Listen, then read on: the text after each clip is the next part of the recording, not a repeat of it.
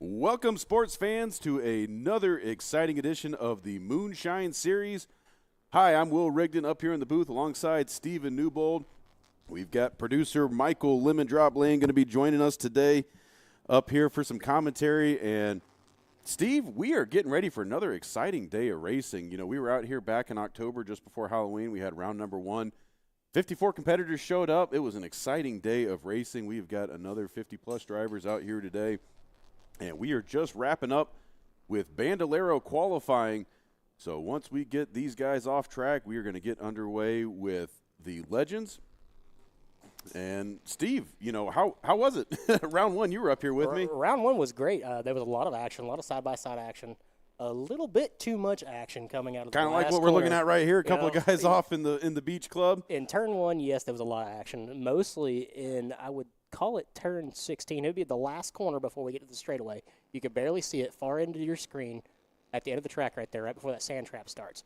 A lot of almost 4-wide action, and it was very entertaining. There was a lot of cars that were aiming for victory, and I can't remember the driver's name that actually ended up winning that first Bandolero race of the day. The first one was a wild finish. I mean, you had carts. Listen to me. You have Bandoleros going around in circles, and it was a last corner pass that kind of set that up.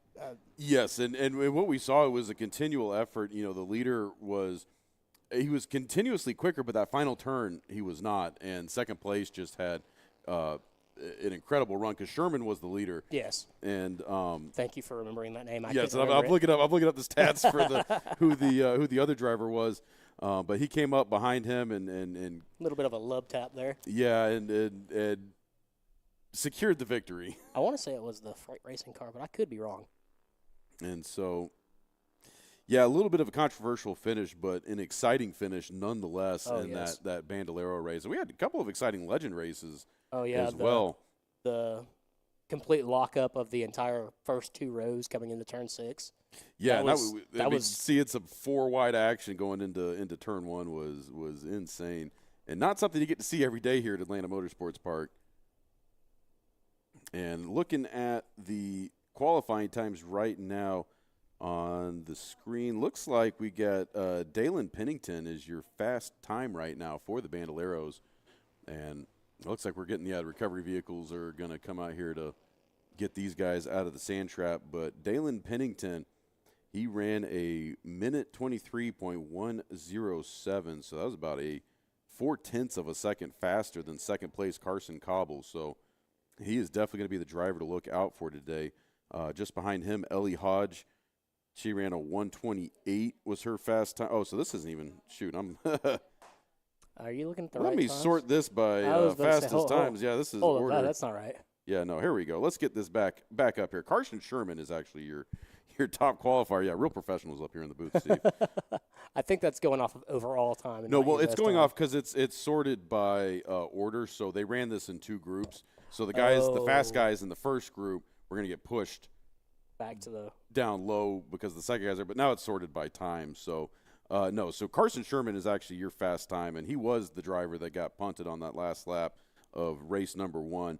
So look, he's going to be back out front, and Carter Erickson, who was the driver doing the punting, was your second place, and he is second place in qualifying. So might be a rematch here for round number 2. It was a great battle last time, so hopefully we see another great battle. Yes. All these drivers giving it their all out here on the road course. A little different setup for what they're used to. Yes, and third place, Chase Spalding. He was a minute 21.320, so only a 1/10 of a second slower than Carter Erickson. Although Sherman, he's going to be the driver to beat, though. He was a full half second faster than Erickson. But, you know, under race conditions, a little bit different than qualifying. Anything can happen. So, you know, once you stack them up 2 by 2 and you got to start fighting through traffic, you know, once the draft becomes more important, you know, it's going to be harder for these guys to pull away because if he starts to pull away, you'll just get help behind you and you can start, you know, use the draft to help catch back up. So really what makes these guys fun, you know, the little bit of pack racing going on, you know, in terms of to scale, you know, with these cars, this might as well be Talladega for them, you know, or Daytona Road Course. Yeah, this is Daytona Road Course, 100%. And so, Not something they're used to seeing because these guys mostly run flat ovals. They'll run the high banks at Lanier every now and then. They'll go down to Cordele.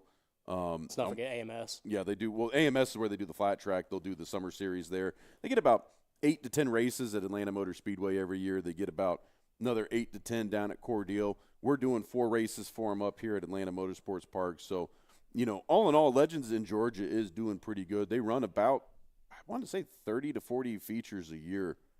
And so, if you were looking to get your kids, if you're looking to get anybody really, if you're looking to get into racing, this is a good starting point. And, this is the entry point for big course racing. And we love having these guys out here. Love the noise they make. Love the side-by-side action. It's always great when we get to have these guys out here. And I know the course workers look forward to it. Everybody here at the track loves having these guys out because it's different. It's not the country club atmosphere that we're used to having on a Monday to Friday basis. And, we love it. We're excited. I can't wait for this, for when we get under green flag racing here. And it looks like our first group of Legend cars are now getting out on track. So we should start to see some qualifying times coming in from them. This is going to be a green-white checkered session for us. So they're going to get 2 shots to set a flyer. So they got to make them count. Not like how we do it during a normal series race up here where we'll just have a 15-minute qualifying session so you get multiple opportunities to set a fast time. These guys are only going to get 2 laps. Yeah, I think there's actually 2 features today. So, from my understanding. Yes, we are running double features today. Okay, so, that's what I wanted to make sure of. So I see it on the schedule. Yeah, this is going to set the grid for race 1. Race 1 will set the grid for race 2. Both races will be scored independently for season points purposes, and we will be finishing up the season here in a couple weeks on December 14th, but we have got a full weekend ahead of this. This is just the start. We're running 4 feature races this weekend. We've got 2 today. We've got another 2 tomorrow. And then we're going to do the 7th and final race of the series is going to go down on December 14th. And that's going to be for all the marbles. Oh, yes. And it's going to be, we're going to do 2 drop races. So, if you miss any of the dates, don't fret. As long as you attend the other 3, you will be in contention for a championship. And looks like green flag is out on this session, so we should see some time start to roll in here. It looks like we've got Javier Soto on trap, Philip Young, Dean Benessi, everybody's favorite driver waiting for data. A little bit of a lockup there about it. I think there's 2 cars that are out there. The sand trap. I think they just got the blinders on. That's something we noticed. You start watching the guy in front of you, and if he cooks it into the turn, you forget that it's there. Yeah. You're just going along with him for the ride. Let's see, we got Keegan Hall out there on track. He's actually a longtime AMP member. We did a feature on him about 5 years ago, racing Legends. He when he got out of racing competitively with the Legends, he just slapped a truck muffler on it and came out here to just come run member time. And when he saw we were doing the series this year, he went and got his car back in shape. So happy to see him out there. Got Craig Burla out there, Will Hare's out, Dylan Lee, Brennan Shirley, Garrett Fox, currently out in this group. Now, what we're doing here is we're separating these guys by fast and slow. So what we'll do is the top 60% are going to go in the A feature. The bottom 40 are going to go in that B feature. Now, we're still going to separate everybody out by class for season points. But in terms of the daily podiums, who gets to get up on the podium and do the champagne spray and get the awards, that's going to be based off of who wins the actual feature. So you're going to see a healthy mixture. It's going to be a little bit like all-star racing. You're going to see a healthy mix of masters, pros, semi-pros. Might even get a couple of young lions in that. Look at maybe that a Charger through turn 1. That 5 car he said, "Nope, we're just going to keep going." Yep, he's just going to turn it wide and keep going. And fairly able to get back underway. Paying homage to our moonshiners. Yes. Dirt roads, except this is sand, a little different. Yeah, what would it take to get several dump loads of dirt and just have a dirt section of the track? Like, from turn 6 to like turn 8. How much That'd fun would that be? To do an actual, kind of like what they do when they do the supermoto stuff, the on-road, off-road moto. Like, that'd be cool to do that with Legends. The trophy trucks as well.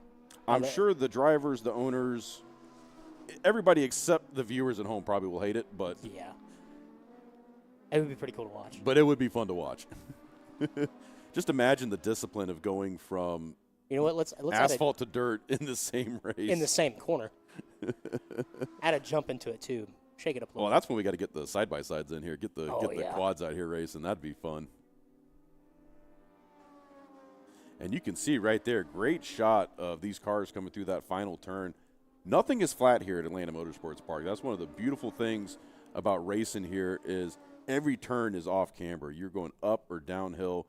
You know, you're loading the right side, the left side. It really presses the drivers to think and to be on their laurels and to just really work on their racecraft, because this is very much a learning track, and these drivers, you know, they got a lot of learning to do because they don't do a lot of road course racing. You know, we just had the Road Nationals last week up at VIR. I don't know if you saw that clip of the one guy he did 5 rolls coming out of turn 1. Yeah, it was wild. That was insane. We've never seen a clip like that coming out of a Legends event.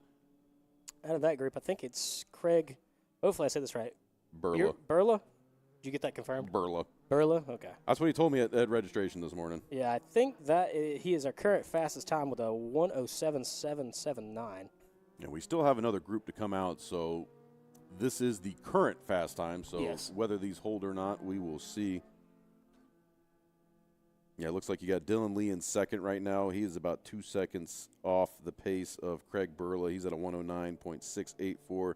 Just behind him, you got Javier Soto. He's one of our kart track racers, so happy to see him up here running with the Legends and the Bandos. We've got several guys out here that are kart track racers. I know we had Luke Giglio. I saw him at registration this morning, so he's back running in the series. You know, Soto runs with us. Mm-hmm. Keegan Hall, he's a member. He doesn't do karting. He's a big track guy. And then I know we had some other guys. I'm not seeing anyone else on the list that's on track right now, so try and give them a shout out when they come on for the next group. But we've got, I'm wanting to say it's about 29 Legend cars here today and 22 Bandoleros, so a couple of decent sized fields, so it's going to be fun.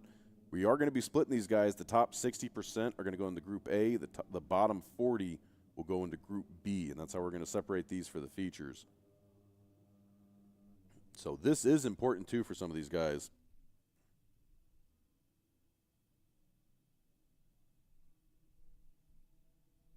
So let's see as they are getting the second round of cars on track. Another thing, you know, we're looking forward today is we got round 1 done. We knew round 1 was going to be a little bit messy because, you know, round 1 was practice day. Oh, yes. You know, we should have just canned the features, just made it a straight practice day. But we got through it. We had some exciting races. But I was about to say, it's probably one of the most exciting race days I've seen with Legends cars out here in a long time. But we also had a lot of recoveries, and that was definitely pressing some of the patience of you know, course workers and some of the folks here, because we are on a tight schedule. We are out of daylight now because daylight savings ended between last week and this week, or last race and this race. So I was about to say, hold on. You know, if we don't get the program done by 5:30, that's going to be it. There's going to be no more daylight. So we are definitely on the clock here today. So definitely a very large group coming out here. So it'll be, I think that was Esposito I just saw. Yeah, the 22, yes. Yeah, coming at the very end of that pack. He's sitting there. Not that some 22. heat. Yeah, no, there's several 22s out here. Although I think my favorite's the M00. The new? I don't think she's here today. No, I didn't see her at sign-in. They were coming from Ohio, Indiana. Like Missouri. Yeah, they're maybe they're coming from a ways. But I love that livery. I love the fact that it's moo. It's a cow. But one of our favorite Bandolero drivers. And we're also missing I didn't see Denton sign up this weekend. He was probably my top favorite with that mellow yellow with the city Chevy. Yeah, I'm sitting here repping the hat right now. Yeah. I mean, I'm pretty sure if you Google Legend cars, you'll see his car. Yeah. I want to say he's on the main page for U.S. Legends. I mean, it's such an iconic fake livery. I guess I don't know what you call it because it's from the movie, not a real NASCAR livery, but might as well be one. Speaking of, aren't they in talks of creating a second one? I have heard that Top Gun did pretty well, or Top Gun 2 did pretty well, so. I volunteer to be an announcer. You in? Yeah, I'm fine. Okay. Yeah. Tom Cruise, if you're listening. Help me, Jesus. Help me, Tom Cruise. You know, there was an interview that I did back earlier in the year at AMS with the Legends for Thursday Night Thunder. and I had a kid pretty much recreate that entire interview. It was glorious. I would say, the racing aside, the best part of this is when we do the interviews with the kids. Yes. Yeah, especially the really young ones. Yeah, because they say some of the most off-the-wall things. Well, and they all grew up with Talladega Nights because, it all came out. Talladega Nights came out when their parents were at impressionable ages. Yeah, they were like 16. And so now it's like, hey, son, we're getting you into racing, but first you need to watch this movie. Yes. If you ever win and you go on an interview, this is what you need to do. 21 just took a nice little spin there. Great quarter entry. Maybe got it on the throttle a little bit too much on that exit. Might have been. No, Keegan was in the last one. Let's see who the 21 was in this session. And I don't have a name for that driver. Look at how fast they're coming off that last corner. I know. These guys are getting a lot of speed. I think we were clocking them at about $1.05. Is what they were getting up to right before they were hitting the braking zone. We were doing all our testing. Triple digits. I like it. Oh, it's not something they hit very often on the short ovals. And I remember Ken Reagan was kind of getting a little like, any more we might need to back them off, but we'll let it fly. No, they're good. They're good. Because when we were doing the full track layout, I mean, these guys are getting up close these to guys 120. Cooking. These guys are cooking. Coming out of what is that right there? That's they're just 16. They're just running out of gear because that's a long run for them to go all the way from the turn 13 through the front straightaway. Because heck, they're already doing 100 before they even get on the front straightaway. Yeah, they need to be. I think it's about 100, 105 crossing the line. So and right now, these guys get up to speed real quick. So yes, the speed they're carrying through the final turn, what is turn 10 on the short course. They're probably cooking through there at about 60, 70, and then they're hard on the gas all the way, through start finish to the braking zone of turn 1, and they're easily hitting triple digits out here. And I'm just taking in the sounds, man. It's just fun listening to these guys driving by. And you can see the go-kart track up there in full swing. It's got to be getting a little bit chilly, although the one thing that's awesome about the go-karts when it gets cold out is that's the fastest time of the year. Oh, yeah. And there's a nice butter zone with them, too, because when it's cold but not too cold, the engines are running fast, but the tires are still gripping. When it's down to like 30, tires aren't gripping as much. Yeah, it's not fun, especially turn 4. But there's a nice butter zone when it's, when you wake up and it's like 35, 40 in the morning, that means it's going to be right at 50, 55 at right about this time. 50, 55. I see what you did there, Will. I can't drive. But it's one of my favorite times of year to go public karting. So if you were in the area, definitely come check that out. A lot of fun. You think I can do it? I don't know if you can brake and gas with one leg. I don't know, man. It's possible. Get you one of those driving canes? Yeah, you need like a cane or something you can just press the pedal with. Yeah, it'd be fine. So, Steven, unbeknownst to all you guys watching at home, Steven had surgery between last race day and this race day, so he's a little hobbled up right now. Actually, he had surgery on Monday this week, actually. So I am committed. So this is how you know Steven is a racing addict. He had surgery on Monday. He's out of work for the next 3 months. Hi, my name is Steve, and I have a problem. But his wife was gracious enough to drag him out of bed and wheel him up here. Actually, it was my mom that came and got me today. My mom was like, hey, do you need to go to the track? And I was like, yeah. Well, she's like, bang on your door. Hey, you're a bum. You need to go to work. No, sitting around the house. I called her. I was like, hey, I've been at my grandparents' house because I have stairs in my house, and it's very difficult with a busted up knee to go up and down stairs constantly. And I've been staying at my grandparents' house, which is one level, and which is great because I can move around and I don't have to worry about anything. But she called me like yesterday. I was like, hey, are you going to the track this weekend? I'm like, yes. She goes, okay, I'll come get you. I was like, oh, thank you. So I think I am very much a master on main kind of guy. Yeah, I agree with that. We have like 2 steps to go down in the master, and it's awful, but it's just how the house was built because it was built in the 60s. Yeah. And it's rough. It is super rough. Well, we have just finished our final round of qualifying, and look at that, some new names on top we didn't see last time we were out here. Mason Walters looks like he turned your fast time of the session with a 105.669. You got Zach Miller right behind him, 105.99. And I think both those guys are racing in the pro division. And I was talking to Zach this morning. He came signed up. He was excited to come out here. Looks like Jackson Reynolds, your third place driver, 1 minute 6.597. And this starts to open up a little bit there. You got Austin Warner in fourth with a minute 7.145. Kyle Bacon in fifth with a 107.155. So they're pretty tight, fourth and fifth, about practically on top of each other. And look at this, sixth place, Jason Tressel. He's a 107.163. So just between fourth, fifth, and sixth, you've got one 1,000th, one hundredth of a second, 10 1,000ths of a second. Get it out, Will. Yeah, there we go. And that's just between fourth, fifth, and sixth. So that's going to be a real tight battle once we get that going. Luke Yarborough just behind them with a 107.255. Jake Tretal, I'm going to let you pronounce that one. Tretal?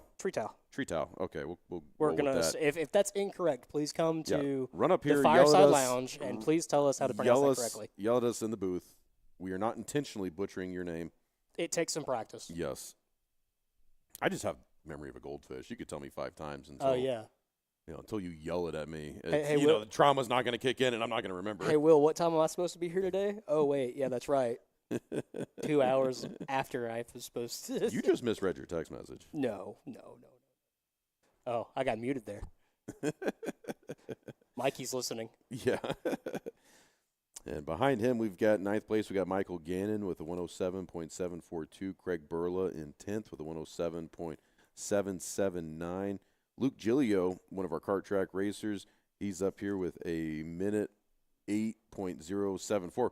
Pretty good showing for him because he, I think it's his first season doing Legends and Bandos. Yeah. He just got the car, just got it shaken down and ready to go for round number 1. Didn't they come out here and spent 2 whole days shaking that thing down? I'm pretty sure they did at least a whole day out here with the car, getting it ready. So, he was one of our champions back at Kart Track. So, I think he was ready to make the move, get into something bigger, something faster. Bigger, faster, stronger. So, and with that, we are getting ready here to go. We're going to go ahead and kick off our pre-race festivities. So, as they're getting these grids lined up and getting ready to go for feature number 1, we're going to go ahead and ask everybody here at the venue, go ahead and stand up, take your hats off, and get yourselves at attention. Now, we are going to go ahead and start our pre-race prayer and national anthem. So please remove your hats and bow your heads. Heavenly Father, we are gathered here today at Atlanta Motorsports Park to witness this great spectacle of racing. We ask that you watch over all our competitors here today. You watch over our track workers, safety crew, and you watch over everyone here in attendance. It is through your mercy and will that we are here today, and we ask for your forgiveness. Please keep everyone safe, and let's have a great afternoon of racing. Amen. All right, now we have a little special treat that we usually do not have here at Atlanta Motorsports Park. We have a live performance of our national anthem. Ooh. It is my honor to introduce a good friend of mine, Savannah Nicole. She is a singer-songwriter out of Nashville. She's also a recording artist, and she's going to be leading our national anthem today. So take it away, Savannah. Oh, say, can you see by the dawn's early light what so proudly we hailed at the twilight's last gleaming, whose broad stripes and bright stars through the perilous fight o'er the ramparts we watched were so gallantly streaming, and the rockets red glare, the bombs bursting in air, gave proof through the night that our flag was still there. Oh, say does that star-spangled banner yet wave o'er the land of the free and the home of the brave. Thank you. I gotta follow that up with a boogity boogity boogity, man. We're gonna have to. I'm ready to go. That is Mikey, do you want to do the honors? fantastic job. What should we tell these drivers to do, Mikey? Yeah, yeah, Mikey, where's our fire the engines? Yeah, you're not going to get that out of me.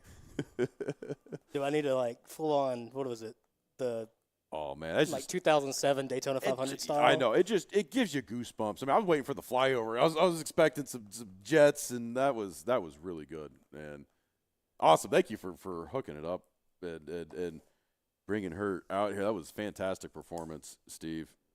Don't thank me, thank her. Yeah, well, she's down there. She can hear me. She's sitting there. She can hear the speakers. I just happen to know her. Wonderful job, Well, Savannah. We appreciate you. Thank you for coming out today. Yeah, usually our options are me and just finding a clip on YouTube. Yeah, usually, and then it potentially getting flagged. Yeah, and that's the hard part is you don't know what's going to get pulled up. Exactly. So.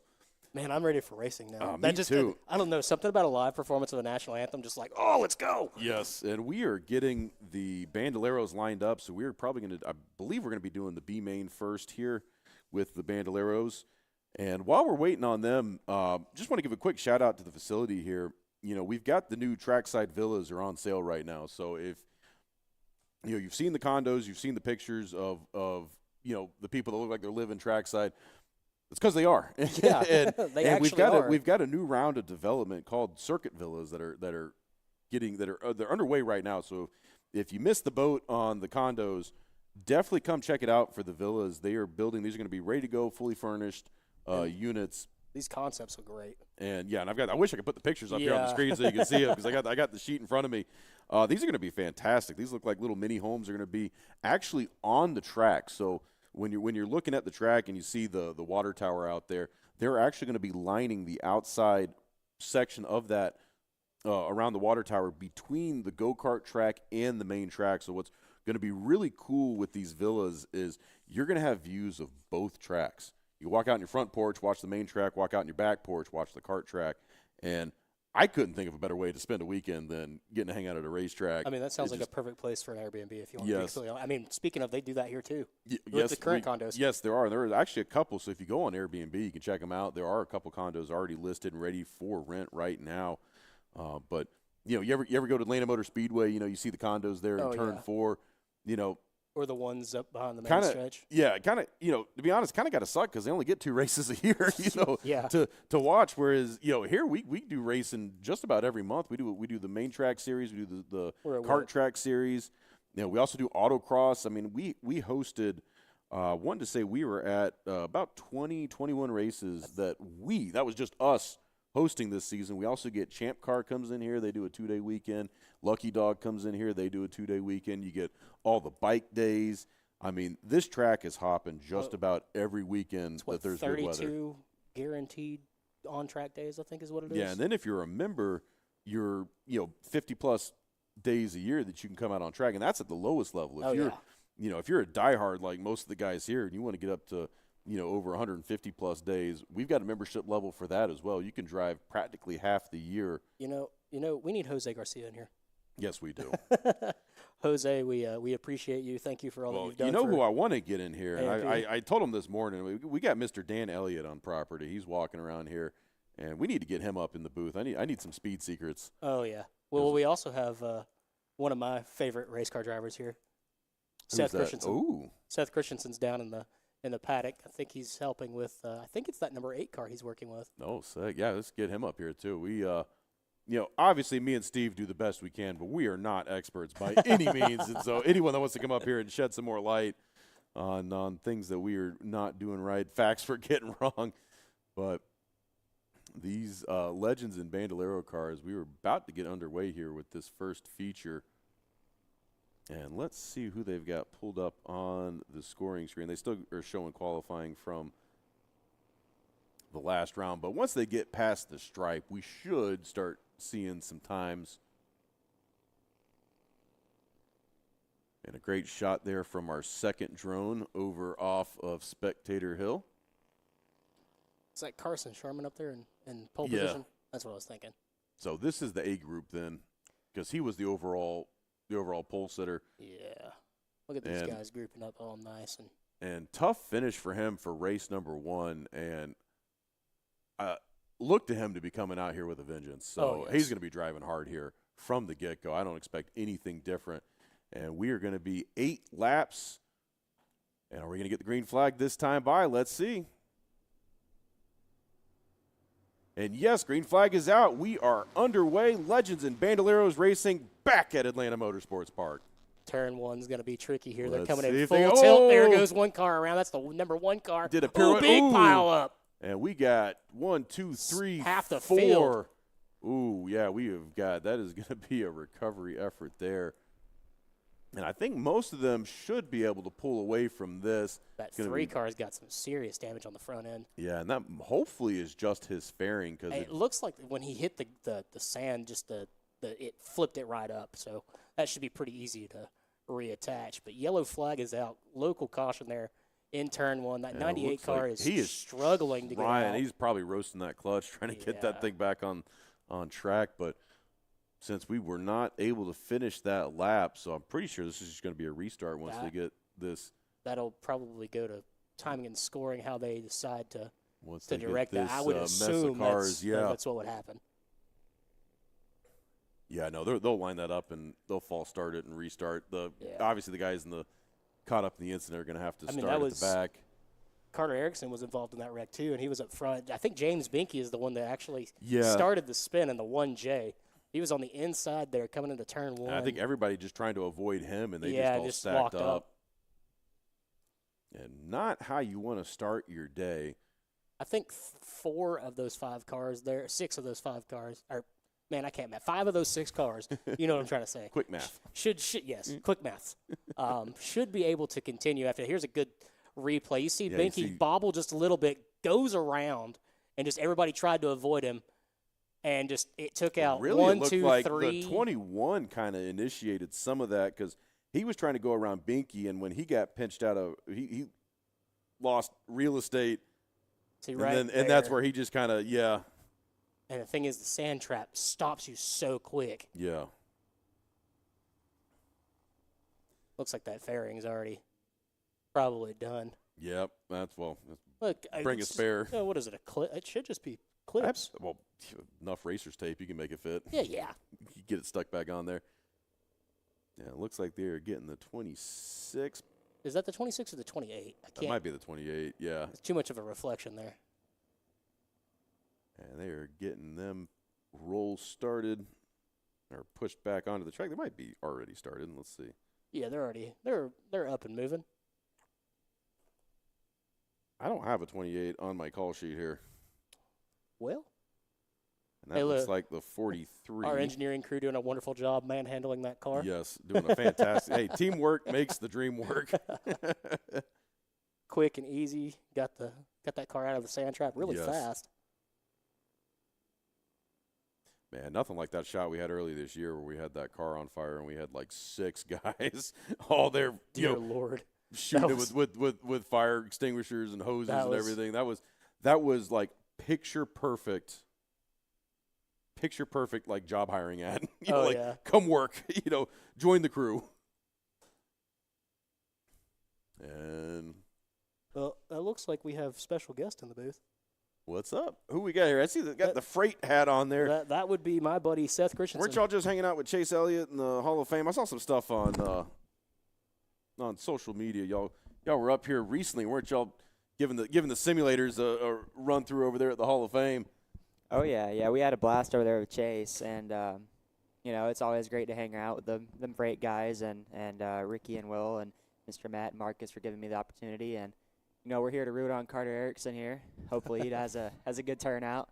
Oh, Carter was involved in that one first lap incident there. He got around. I don't know where he's back to. I think he's 5th or 6th currently he had on the screen. power move of the day last Yeah. last race. Last race day was wow. That was Oh yeah. Yeah, he had a good run there the last event, and you know, we're just trying to build off of everything, and you know, Carter is a great young and talented driver, and we're just trying to make the best of every opportunity he has. So, Seth, for those at home, tell them a little bit about yourself.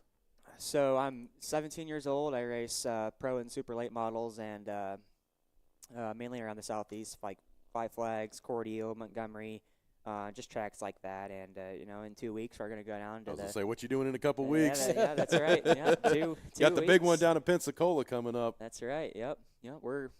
It's all hands on deck right now. Some would say it's the getting Super cars Bowl of short track racing. It is not just the Absolutely. Super Bowl of short track racing.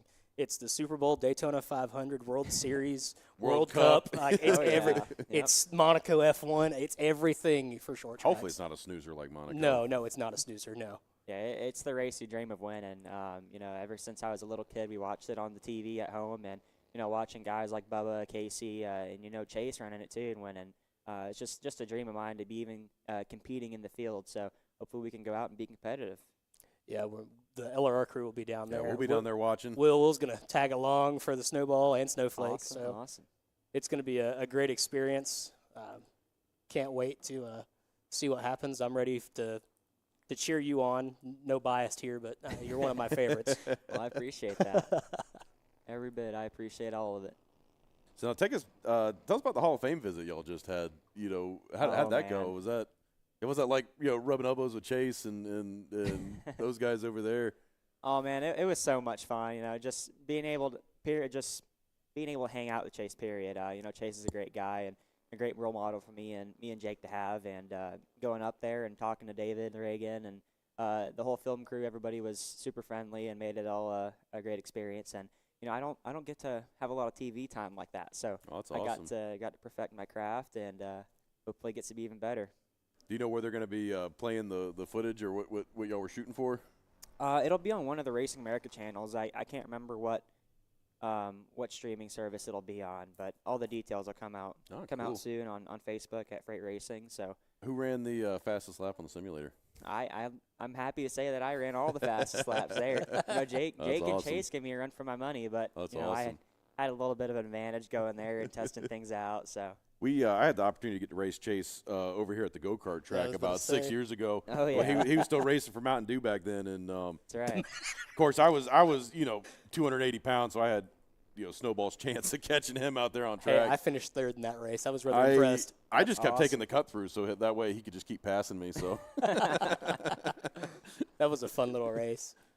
I remember racing against him. well, it and- was a customer event. It was Pepsi brought in a bunch of customers. It was called Race Chase was the event, and so when they got done with all the people the sponsors brought in, Chase was just there. Was like, hey, y'all do an employee race? We're like, is the He's Pope, like, is the "Let's Pope go." Catholic? Let's Yeah, go. That's awesome. Yeah, I heard a So- lot of stories about that. You know, Cody that works at the Hall of Fame. He Yeah, told me some he stories. was in about- that race Yeah, he too. was. running that, He was yeah. the operations director Yeah. at Kart Track back at Really? at Yeah. that time. It's awesome. That was back when I was here as an employee. That's right. Good times. Good times. Yeah, I used to think Cody was an old soul until I had a kid and realized all his quotes were just from the movie Cars. I'd be like, hey, Cody, what's going? How's it going? Don't need to know where I'm going. Only need to know where I've been. That man is literally Doc. I love Diddy to death. Yeah, that dude's great. Great guy. He's a legend here Very at the track. very knowledgeable too when it comes Yes. to history of Georgia. Oh, stock he's car gotten to racing. be on a couple of national television shows. It's kind of Yeah, cool. he just did like something on Moonshiners. yeah. Discovery, on I the Moonshine think. Series, like that's on Discovery Channel. That's doing awesome things, and he's a great guy. Great, just steward of the sport. Anybody that loves this sport enough Oh, to Is devote. that James Binky back around Oh, in a no. caution? I think testing to see if Yeah, I think that is James Binky. Yeah, that is. is. 1J or J1? He might have broke Yeah, it looks something. like- He just came in earlier. I'm Yeah, wondering. he broke something. He's got his hands up. There. his arms. Man, that tough break for James Binky. Ooh. If I remember correctly, he just here's Yeah, a good here little it is. replay. Let's see. Yeah, I think he's just trying to shake the car out. I don't know if he broke something or what. I actually follow him on Facebook, so I keep up with some of the updates that he's got I want to say he just secured another year of sponsorship from Schottenkirk Ford in Jasper. Oh, nice. So If they want to sponsor me.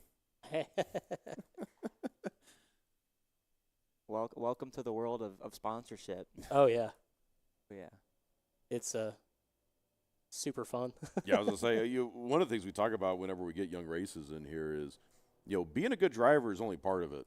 You got to be likable, you got to be marketable, you got to be good on camera, you got to be able to talk. Because these guys, sponsorship, they'll put the money up for you to race, but you got to represent the brand. And how do you get practice for that? How do you learn? How do you do that kind of stuff? And that's where we start here at this level. When we're doing Legends, Bandoleros, we got drivers as young as 10 years old out here racing. Oh yeah. And I think we got some even younger than that. Speaking of that, North Georgia Speedway last weekend, we had a 10-year-old in supers. In supers, this kid qualified Daggum. 4th in a field of 21. Wow.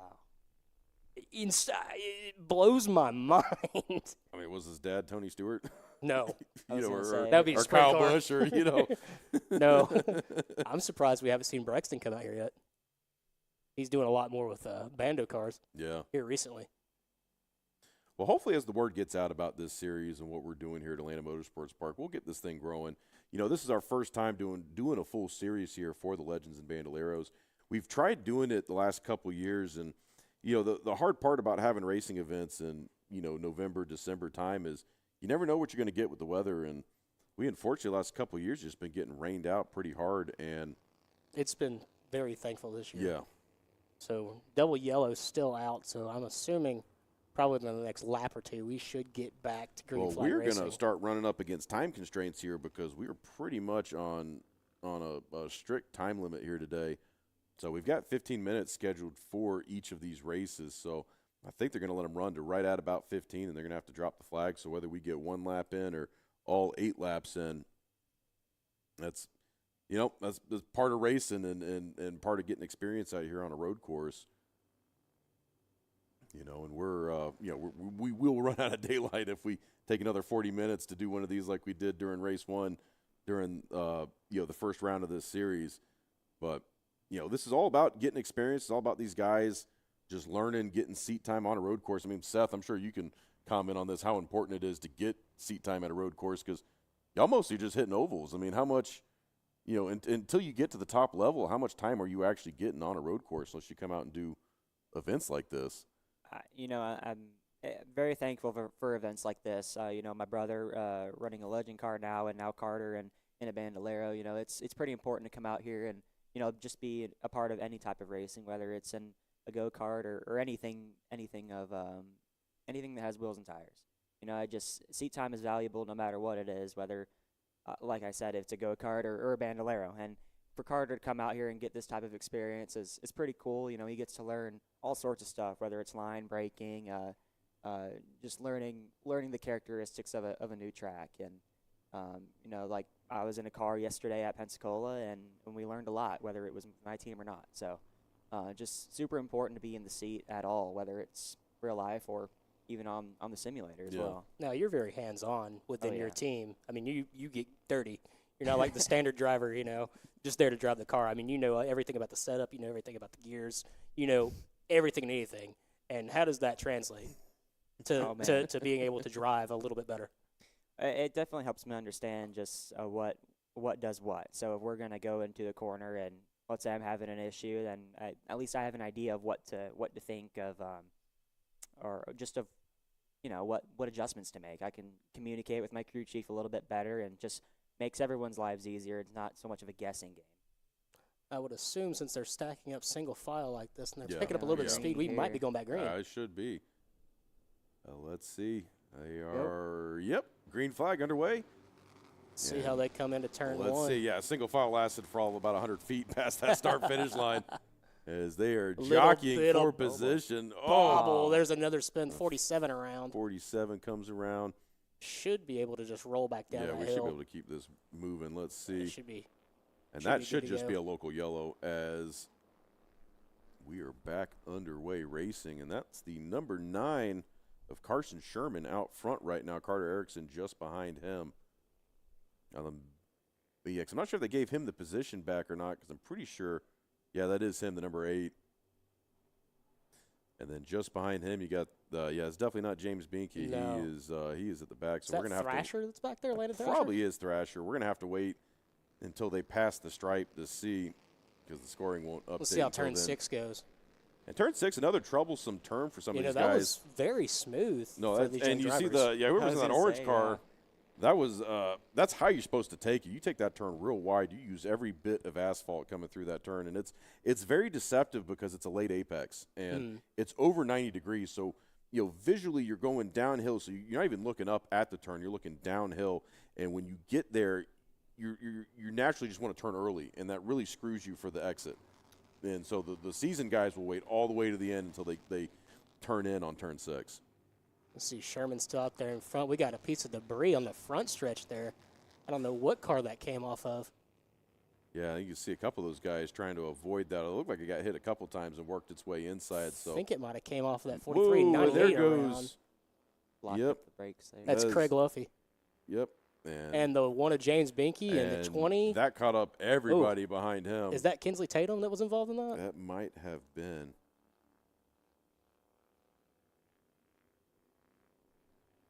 No, I wonder how the 3 cars affected I was right gonna say, now. look at that. I was gonna yeah, say that's that's an aerodynamic that's advantage Levy. right there. Yeah, Levy Morrow. Oh, you mean not having the fairing? No, You going to pass tech with that? I don't know what they're gonna do about that. That was a racing incident. Should be counted. And there goes your leaders right now. Carson Sherman, he definitely found some speed over the last couple of weeks. I think it's a vengeance tour. Yes, well, he's just not going to allow Erickson even the ability to put a bumper up on him in the final turn. No, that was a great finish last time out. That was, the Intimidator special coming through Yeah. turn 10. That was Terry Labonte versus Dale Earnhardt Bristol. And I was honestly surprised that they gave him the win. That race Is he giving him control- the point around, or is he slowing down? No, that might have been. Oh, they're double yellow out. Double now. yellow, okay. I was gonna say I over would thought- already. I thought he was giving him the point around there for a second. I was like, what is going Yeah, on? we've still Oh, got. Oh, there's James Binky. Binky's down there at the pit exit. I mean, how many times are you going to allow them to spin before Landon Thrasher. 'cause think- I think Binky's caused all 3 of these now. I think Binky's having mechanical issues. Yeah. I think that's his problem. Well, and the problem is you're going to run out of time, and you're going to cost the other drivers the ability to get seat time. And it's Yeah, that was 55 Thrasher. I was yeah. right. So, be interesting to see how many more laps race control lets this one run, because we are going to be running up against time here. So, Yeah, I think Binky's just having a mechanical issue there. yeah, they need to get that thing up on back in the pits and check it out. Yeah, there was a piece of debris that came off there shortly before the caution was thrown. So I wonder if that might have came off of Binky's car. It very well might have. And one thing you'll notice around track today, they got a lot of patches fixed here. So I know the engineering team was very grateful after we got through a very long, hard month of October. I think we were running straight for 21 days without a single break. We were hot every single day. And so I know they were very thankful to get a much-needed break once we started getting in the month of November. Things started slowing down a little bit. Yeah, it was resealed. So in some areas. the racing surface will be slightly different than what these guys were used to last time. For the most part, it should be fine. One of the big things that we changed up, and this was already in effect last month, but they added that concrete patch out there at the cut-through. So, where these guys would normally be, getting in the grass and kicking up dirt. Now, it's not there on the low side, but up at the high side where they are really inclined, and you see they put that tire wall there as well. That was a big issue because everybody keeps cutting that turn harder and harder and harder until pretty much you're just pulling dirt, grass, gravel. Everything's getting kicked up on track. And we put that tire wall there to keep them honest. Now, Seth, besides Snowball, do you have anything else planned for the rest of the year? I think Snowflake is it for the year. I think we're going to focus on some super races next year. Hopefully we get to run Superfest at Cordele. That's going to be a great series. They're offering a big purse the entire year. think it's. I mean, what's the big bonus at the end? It's Yeah, I something, looked something at it. ridiculous. Hold on, let me pull that up. I mean, Well, you I know, know we're the gonna. easiest way to get a driver account is put money up. Oh yeah, That's right, absolutely. You know, Yeah. that's the biggest part now is asphalt racing's gotten so expensive, and not a lot of people are willing to go Yeah. spend more money than there is for the purse. So, you know, it's really thankful for tracks like Cordeal. You know, the Nolan family's done a great job with that track, and Mr. Ricky Brooks has done a great job as well maintaining that place. You know, it's very, very nice, clean facility. it's changed a lot in the past year and a Changed a half. ton, yes. Amazing everything they've done so far. Oh, yeah. Another track that is on our radar is Owasso. Oh, really? Have you seen Owasso recently? I've oh seen, my I've seen lord! videos. It's pretty cool. They have improved that track tenfold, Really? and they're doing all kinds of crazy. They're kind of turning into a oval track AMP. Basically, is Really? what they're doing. Wow. And it's gonna be. They're gonna have condos. They're gonna have all kinds of crazy stuff. Nice. They even talk about building a small little karting course out there too. Wow. It'd be cool. Oh, yeah. And right now they are still on this caution, double yellow. So I'm not sure what they're going to do with this session. They probably need to just do a white flag and let them finish it. Yeah, I'm not sure exactly what's gonna happen either. Texting upstairs to see what anybody replies, see what they say. We definitely don't want to cost track time for the other divisions. So, that's one of the things too. If you're the guy spinning, you got to come back in the pits. And you got to deal with everybody else getting upset because you cost them green flag time out there. And something these guys are probably not used to having because people can wreck and spin all the time at an oval course, and they get recovered back underway fairly quickly. But the problem with the road course is, you could sometimes be a mile from the recovery vehicle, and we just got to wait till they get out there and get them going. And we are back under green. Well, that was fast. Yeah, that was. We were Yeah. talking about it, and it happened. We manifested it. We did the announcer's manifestation. A little bit of cutting the grass out there.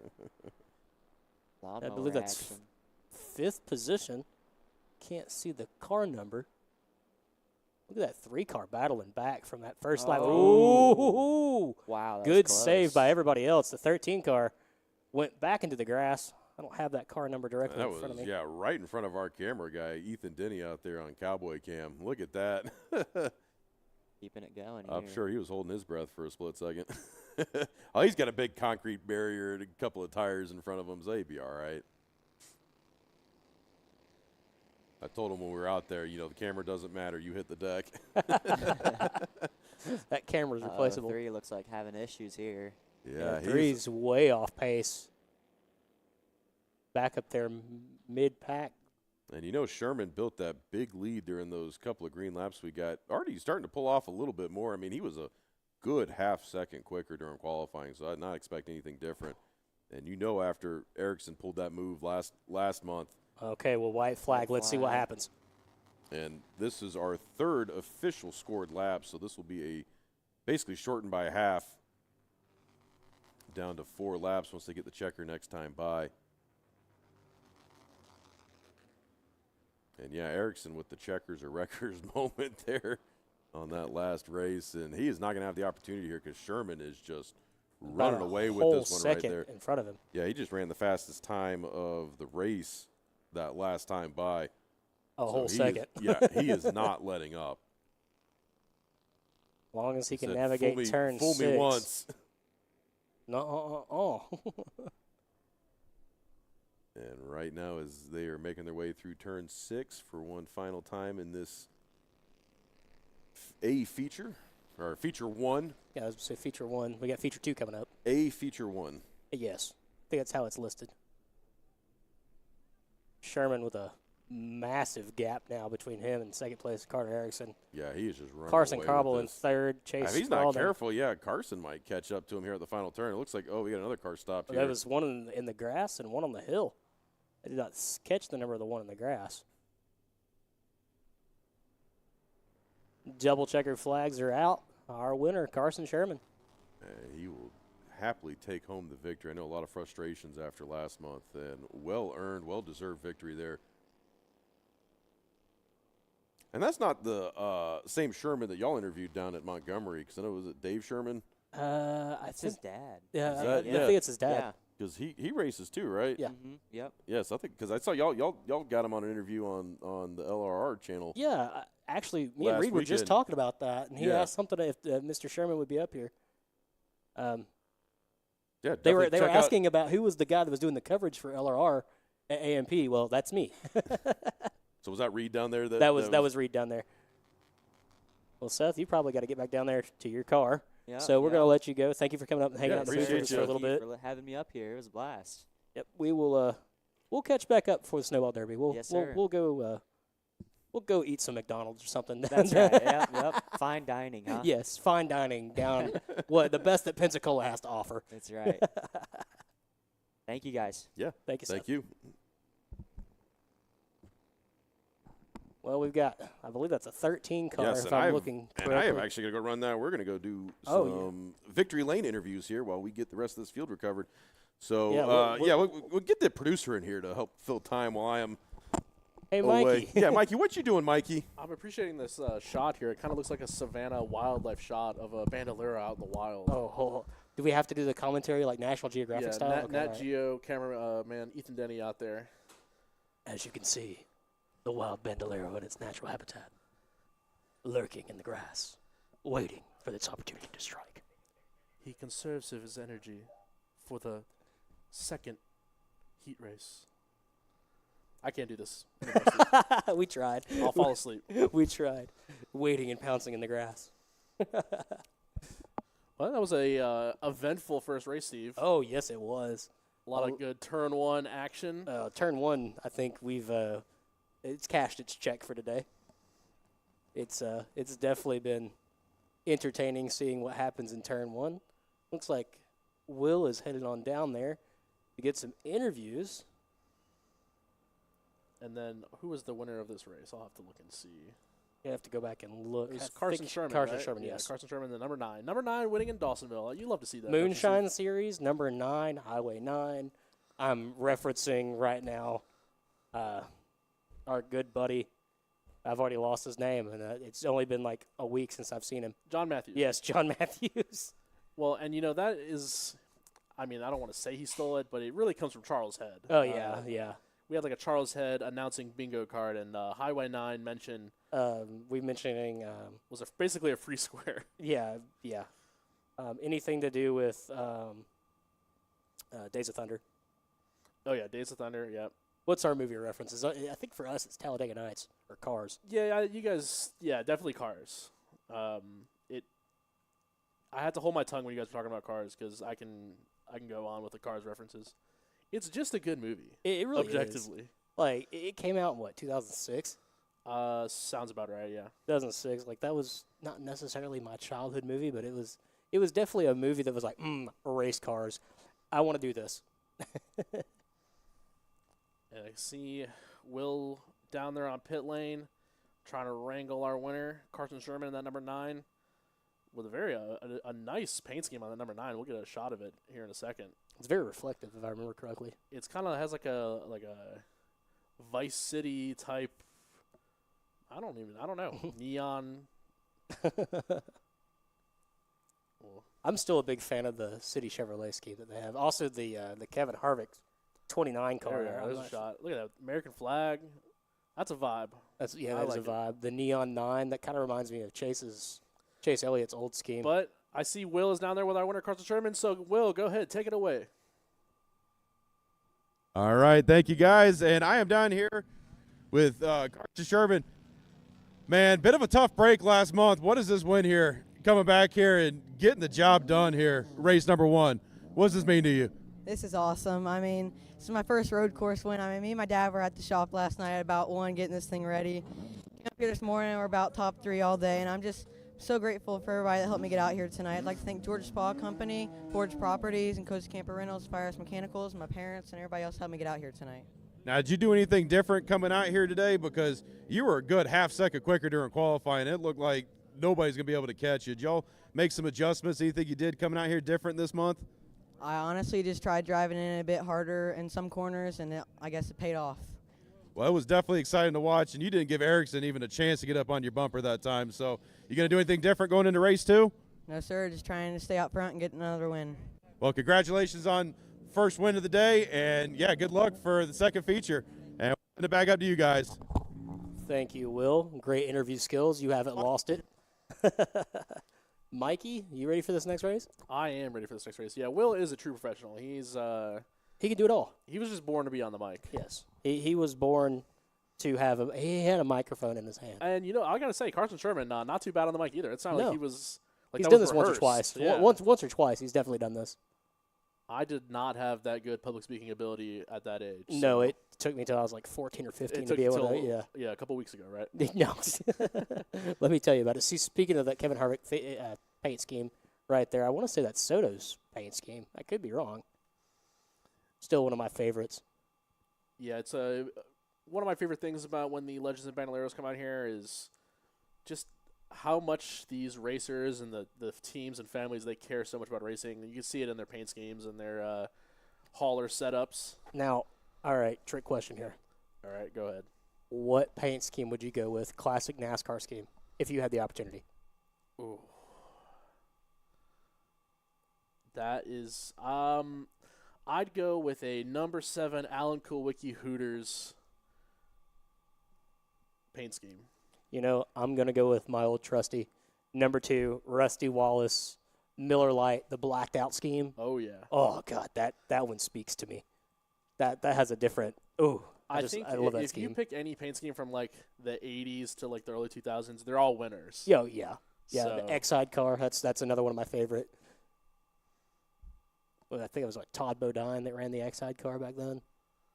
As I can see here, the haulers coming down pit lane, so they seem to have cleared the track. There was a couple Bandoleros off into the hills you mentioned. Yeah, I don't remember the numbers. I didn't quite see them, but I don't know exactly how they spun entering that corner, unless they just locked it down really heavy. And the corner we're talking about is technically between turn 10 and turn 11 on the big course. I would call that turn 11 for these purposes.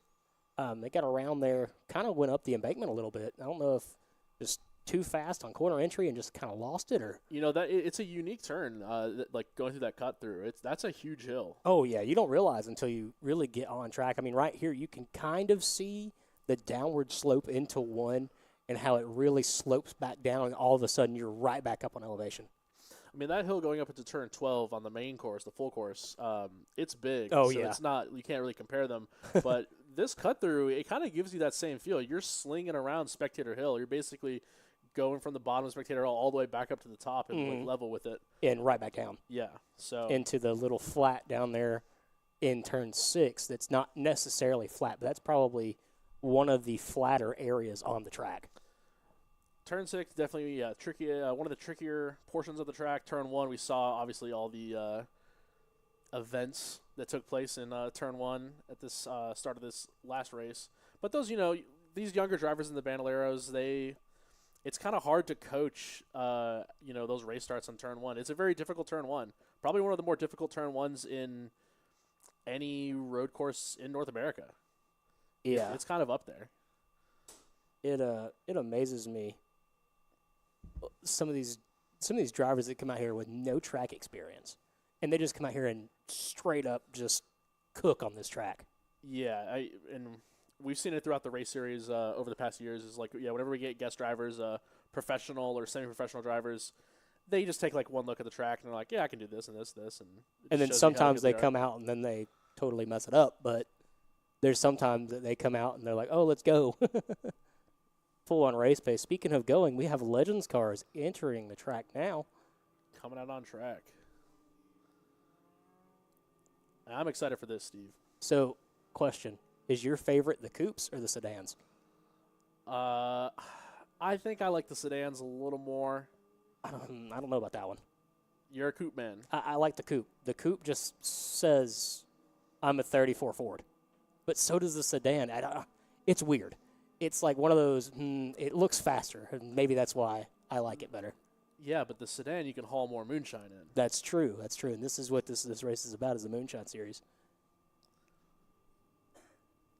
We can always put it in the fuel tank, right? Sure. As they're making their way on their warm-up lap here. Will should be on his way back. He's probably doing the Stairmaster, probably huffing and puffing. Oh, yeah, I know I would be. Well, I can't do stairs right now, but, injuries. Took an arrow to the knee, I heard. Yeah, totally. I took a surgical blade to the knee. Same difference. Yeah. It Look hurts at all the this, same. Steve. Coming down the backstretch, that's a lot of Legends cars. I like it. I love it. I need more of it. Which hopefully we're going to get a lot of that in just a moment as they're stacking up, getting ready to fire off. Yep. Make that turn around here in that turn 10, turn 8 to turn 10 complex, and then that hard left up through the cut through, and it'll pop them out right at turn 16 and onto the front stretch. Now this is the Legends A feature, according to our timing and scoring. Here they come. All right, Steve, take us away with the call. 15 cars coming to the green flag. Green flag is out, and we are racing again here at Atlanta Motorsports Park. Legends. Nice entry so far into turn 1. Nobody locking it up yet. Nobody off in the grass. Perfect turn 1 by everyone, and they come through the S's. Look at that, riding the curbs. That number 16 of Mason Walters, currently your leader. Second place, Zach Miller. Third, Jackson Reynolds, and Austin Warner in fourth. And a little bit of tire smoke there in the back. Somebody's dragging brakes through the S's. What did I miss, guys? Well, you missed us killing time for a little bit. As our leader is coming to turn 6. So far, so good. Everybody Keeping it navigating clean. the track. Very clean so far. Our leaders, though, kind of already out into Sunday's race. Yeah. Mason Walters, Zach Miller going back and forth And right now. a great shot from our second drone, Illumicube Engineering, Jeffrey Farver out there crushing it out on the far side of the track. A little bit of dirt kick up there in that last corner. Yep, and oh, look at that. He almost took out that apex sign on the outside of the turn there. And that is lap number 1 in the books. Mason Walters is our current leader, followed very, very closely by Zach Miller. And this is your A group. These are the fast drivers out of qualifying. So we did the top 60% in the A group, bottom 40 in the B group. These guys are roughly 100,000th of a second off each other. Now look at that. I mean, almost a slide job. Zach Miller practically, what was his 4th of July drift out here? Kicking that back end out. Look at his corner entry. Yeah. So much harder than Mason Walters. He's just trying to find a gap. He's looking for it, and he's looking for it early. Well, you've got to. I mean, these laps will tick down quickly. We are only running 8-lap features right now. And they are just pulling away from the rest of the field right now. Jackson Reynolds kind of leading up that second pack that's starting to form there in 3rd place, although he's got Austin Warner hot on his heels. Look at that. And let's see as they make their way down. And that time, Mason Walters with the fastest lap, 105.729. And he is not letting up right now. They are finding speed. No, they're maxing out the rev limiter coming down the front stretch. And I almost expect these guys to get even faster tomorrow once they get through today and they get yeah. the seat time and have time to make adjustments. It's going to be wild. You're going to be everybody in Dawsonville is going to be sitting in church and hear that beautiful sound tomorrow at 9 o'clock in the morning. We still need to orchestrate the downtown Dawsonville Rumble. Well, they are doing the tree lighting ceremony tonight. Well, so. perfect time. We've already got lights. And look at this, everybody keeping it nice and clean. A lot of these guys were up at VIR last weekend, so definitely getting some more road course practice in. We're seeing a lot cleaner racing this month than we did last month, so great to see. And look at these guys. They go flying through turn 7, 8. A little bit of a pass there coming through turn 8. Ooh, almost 3-wide action there. And he gets him on the inside. So he's going to get him back. And he woes it down. Oh, is there going to be a crossover? No. And I believe that is 7th and 8th. So that'd be Jake Tretow and Luke Yarborough. Yeah, and I believe that was Yarborough getting around Tretow. Oh, a little bit of a lockup there from the 31. That's Jason Treshy. And he's going to lose some positions. He was one of our winners last month. He was a Feature 1 winner. So tough break. That's going to cost him a position or two. Correction, that's not Treshy, that's Treschel. Treschel. See, the I looks like an L. But I know he was super excited last month to get that win. He's a guy always out at the track, see him a lot, just hungry. And always good to see Jason getting some Speaking of hungry, Mason Walters still with a sizable lead over Zach Miller. Looking at that third and fourth place battle starting to brew there between Jackson Reynolds, Austin Warner. Both the top four are roughly a second off of each other from first to second, and then from third to fourth is a second off of each other. Yeah, the real action's here heating up in the mid-pack right now. These guys are Yeah, on top Yarbrough's of each just other. cutting through the field. And I wonder if he had some issues. Maybe he got here late. I don't know. I'm not sure. But he's definitely getting some position, so he'll be in better position for the start of race number 2 today. Because, if you get stuck back in the pack, it's hard to gain ground, especially on a track that's this tight and has, turns come up on you quick. The beautiful thing with these cars is they got such a short wheelbase that you can still go 2-3 wide, and it feels like you're on a much bigger track with these guys. So a lot of room to work, a lot of room to play and figure things out. Rumble strips and apexes are your best friend right now. And that's we got one in the wall at 21. Where is that at? That is turn 6. And that's Mitch Wright, and he is all the way off at 6. Yeah, he maybe they'll keep this one going because he's way off the track. off the line.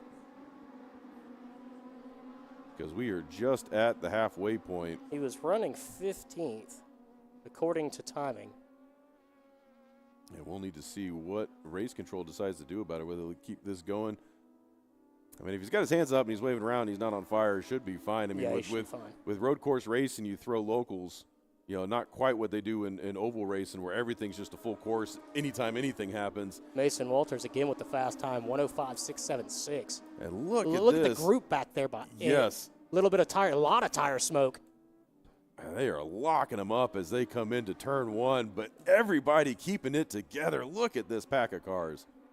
They're trying to go 3 wide up here in this group. And that's Bacon. That's Bacon, Treto, and Gannon, I believe. That is, Treetow, and that's actually Michael Gannon. So I think Treschel might be. No, he's actually gained up. He's now in 4th position. So that little mistake he made earlier didn't cost him too much. No. 5 laps in to this wonderful heat race to start off the Legends features today. Yeah, and your race leader, Walters. Oh, looky there. Pushed him a little bit off the track. 48 and the 181. 181 locks it down. And he's going to shoot past the cut through there, but able to get it wound down enough and to re-enter the surface. Yeah, he just lost about 5 positions with that move. And that's what that's the thing that happens. Like, you run out of asphalt, and then once you're on grass, you can't stop. So you're at the mercy. Yeah. We're going to see a 3-wide battle into 1. Yeah, Bacon is hanging on for dear life right now. He's about to lose a position, as that looks like Burla going around the outside of him. He's going to have position. No, Bacon able to get a little bit more of a run there and shuts the door on Burla. Michael Gannon's up there in front of the 48. I think it's Kyle Bacon that he's in front of. Yes. He's the one that's in, I believe, Yarbrough's in the black car with the orange lettering, and so Gannon should be just behind him. And that's those 2 right there you've seen at the top of your screen, just now entering the braking zone. And that looked like Gannon to the inside of Yarbrough there on that turn, but let's see as they come out. Looks like our car that was stuck in turn 6 has got himself backed up and turned back facing the driving direction. So he might be attempting to re-enter the racing surface. Or just trying to get a better view of the race. Oh, that too. And as you can see, the driver's using that cutoff. We're not running the full track here today. We're doing the 1.18 mile short course. White flag is out. Mason Walters is still our leader. Zach Miller in 2nd. Jason Treschel in 3rd. Austin Warner in 4th. Oh, a little bit of sideways. Ooh. He is sliding it through turn 1 as they are getting all the way outside to help set up turn 2 there and really get the optimal run through those S's at turn 2 and 3. Because if you don't do that, it is not going to set up the carousel very well. Double apex turns. Now, technically every oval's got 2 double apex, big 90-degree sweeping turns, but these guys are not quite used to something as wild as the carousel here, because it is almost a 180-degree turn. And a lot of action back there in that little group of 4. We've been following the majority of the race. That's Kyle Bacon checkered leading flags them. are now out. Mason Walters is our winner in the Legends A feature, followed by Zach Miller. Let's see how 3, 4, 5, 6 finish. And this is the battle we've been watching as Kyle Bacon comes around the turn. Ooh, A lot of grass. A little bit of off-track action by Jackson Reynolds as he comes through the final turn. So as Didn't they, lose a position on that. as they cross the line, Mason Walters, Zach Miller, Jason Treshel, Austin Warner, Luke Yarborough, Kyle Bacon, Craig Birla, Jackson Reynolds, Luke Giglio, and Gianni Esposito are top 10. Wow. That was a good race. That was a great That was race. a clean race, That too. was a very clean race. Feel bad for the driver that's in turn 6 that got turned around there. I'm not sure if he has continued on or not. Well, he I just don't was. see him. He was off enough that it wasn't, not going to stop the race for that. And, Wow. get good. I don't know. If you want to keep racing, I don't know. That's the gamer in me, but I know it's frustrating from a driver standpoint because, in oval, when something like that happens, it's just a full course caution Oh, immediately, yeah, and you just get reset. back. Yeah, you reset Yeah. and you go, but Road course is a little different. not how it works road racing. Nope. And part of the learning curve, part of why they're out here, because as we've seen with NASCAR, they're going a lot more road races. So got to get your practice if Oh, yeah. you're going to be good and make it to the top level. Well, I'm going to take the headset off, head down, interview our winner. Well, Mikey, it looks like it's the me and you hour again. Mikey, give us your Hour. I don't know if I can do an hour. Oh, maybe like 5 minutes. Okay. So walk us through your perspective of watching the race from all the different camera angles in the producer's booth. Well, I mean, I see everything that you see. I see it all at once. I perceive time differently. Oh, in a yes. non-linear fashion. All seeing. No, it's great. I get a good view of everything. That was a great race. I love seeing those cars slide off the corner. Multiple different cars really just putting the power down. And, yeah, I mean, Will said it best. Like, felt kind of like Formula, 4th of July drift out here. Yeah, a little bit there, especially in the carousel. Drivers getting around, sliding around all over the place. I mean, you kind of wouldn't tell from just how small the cars are. But Oh, no. They put out some power. I don't know much about the Legend specs. Maybe that's something we can quickly look up. Let's see We here. need like a driver to come up here and educate us. Yeah, I need some education.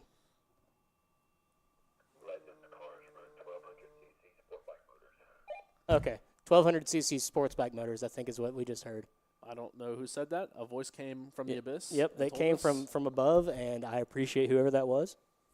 We thank you. So looking at the scoring sheet here, number 016, the 16 Mason Walters was our winner. Yeah, Mason put on a great show, got out to an early lead. And over Zach Miller. Zach Yeah. Miller, he hung with him for a little bit, but yeah, towards the end, there was more of a A gap. little over halfway, I think Miller fell back just a little bit. But they were running similar times. That wasn't too far off. The real show, the real spectacle was definitely that mid pack. Yeah, was something to 5th watch. through about 8th or 9th was back and forth, back and forth, back and forth, back and forth. And how clean they kept it. Oh, yes. That was the most impressive thing.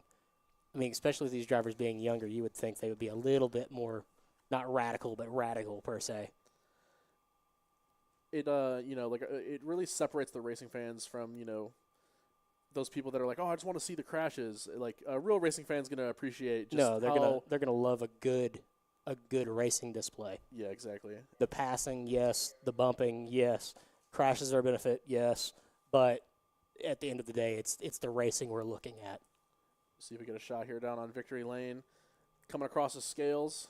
Yeah, coming through Scales and Tech. And- Looks like Will's down there currently. Yeah, down there on Victory Lane is Will. Will, go ahead, take it away. Hey guys, I'm down here with Mason Walters. Mason was our winner for race 2 during the first race out here, or during the first Moonshine Series date out here. You got another win in the bag. Did you do anything different from last time? You just come out and do it again? I just came out and did it again. I just can't thank Riley Halverson enough for all he does, and I just can't thank him enough. He's done such a great job setting the car up. And I don't think I would have won without him. So I'm just really thankful. So now, one thing I got to ask you: how much road racing experience do you have before coming out here for this series? I probably have 4.5 years of go-karts on road courses. So this is my first year driving a car. So this is all I've ever done before is road courses. Do you have a favorite track for karting? Probably Trackhouse Motorplex back in North Carolina. Oh, we don't want to hear you say that. We got a fun one back there. You ever been up the kart track here at AMP? Yeah, I wanted that one a couple times. Well, that's awesome. Well, congratulations for the win here. You got any plans after Legends? You looking to move up from here, or what? What do you got in store? I don't know what the future holds. I just hope it holds more of me winning. So that'd be a nice future. I was gonna say a win in race number 2 today. Yeah. Well, that's what we're hoping for, man. Congratulations on the win today, and good luck later. We'll send it back up to you guys. Well, thank you, Will. It looks like we're getting a little bit of action started in our second group of Bandoleros. Looks like they're already gridding, getting ready to go green for their feature.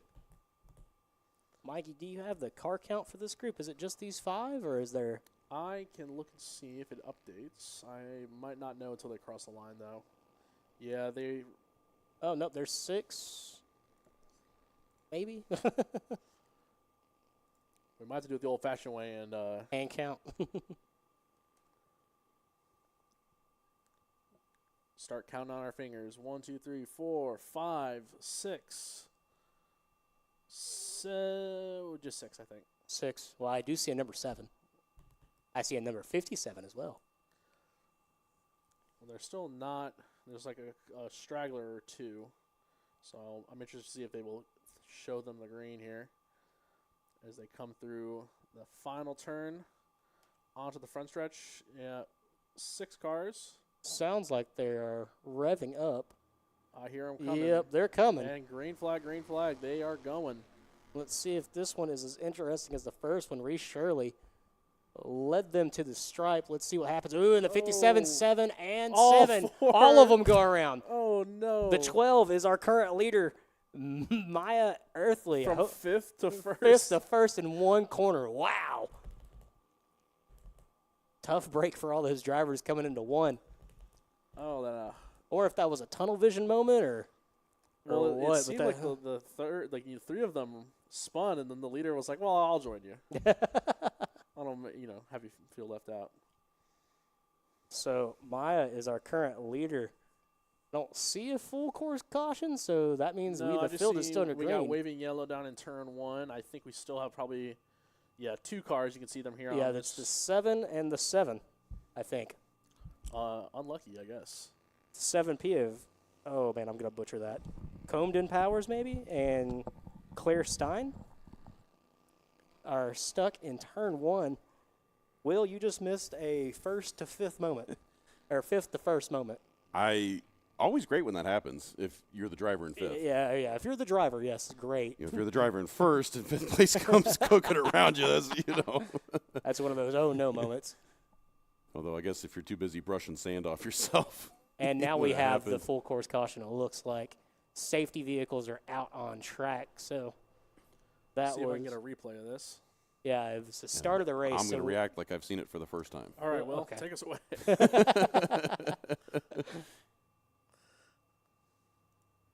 So green flag. You see a little bit of a chop Oh, there, and just everybody goes around. And first wasn't even. First She would have gone around regardless. And there So they comes would've- the 12 yeah. car. The 12 car from way back here, who started in 5th, didn't fire off with the rest It's of like the I don't pack. want to be left out. Everybody's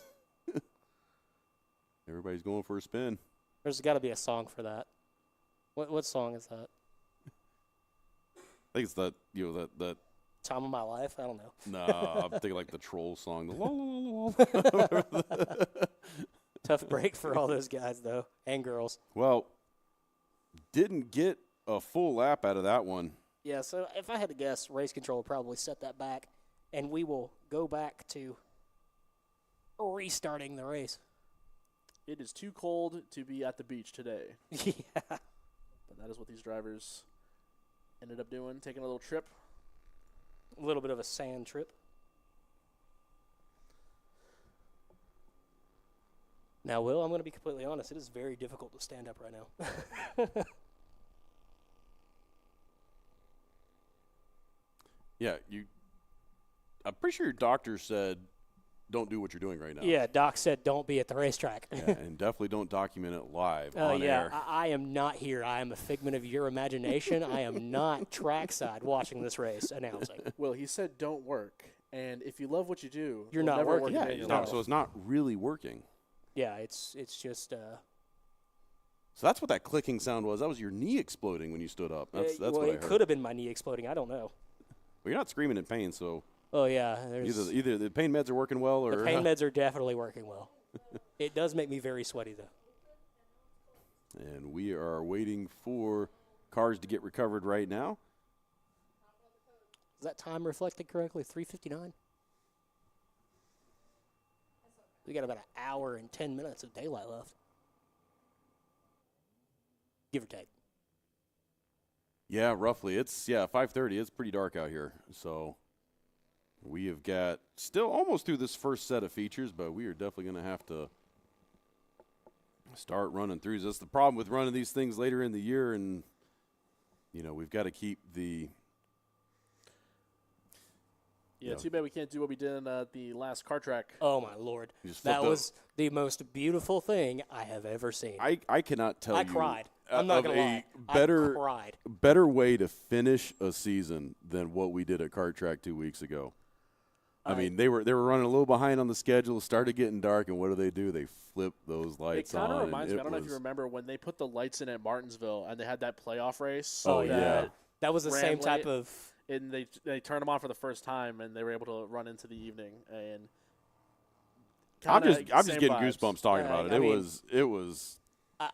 I've seen this place when it was dirt, and to see it to where it is now, it makes your heart whole. Just something about the stadium lighting, though. It just gives off those beautiful shadows and just it illuminates the track. This That, place you can has see the never. sparks coming off the chassis. It has never felt more like a racetrack than it did that night. Oh yeah, And I mean, the drivers loved it. We loved it. the fans. fans loved it And you It- know why they don't have headlights on cars?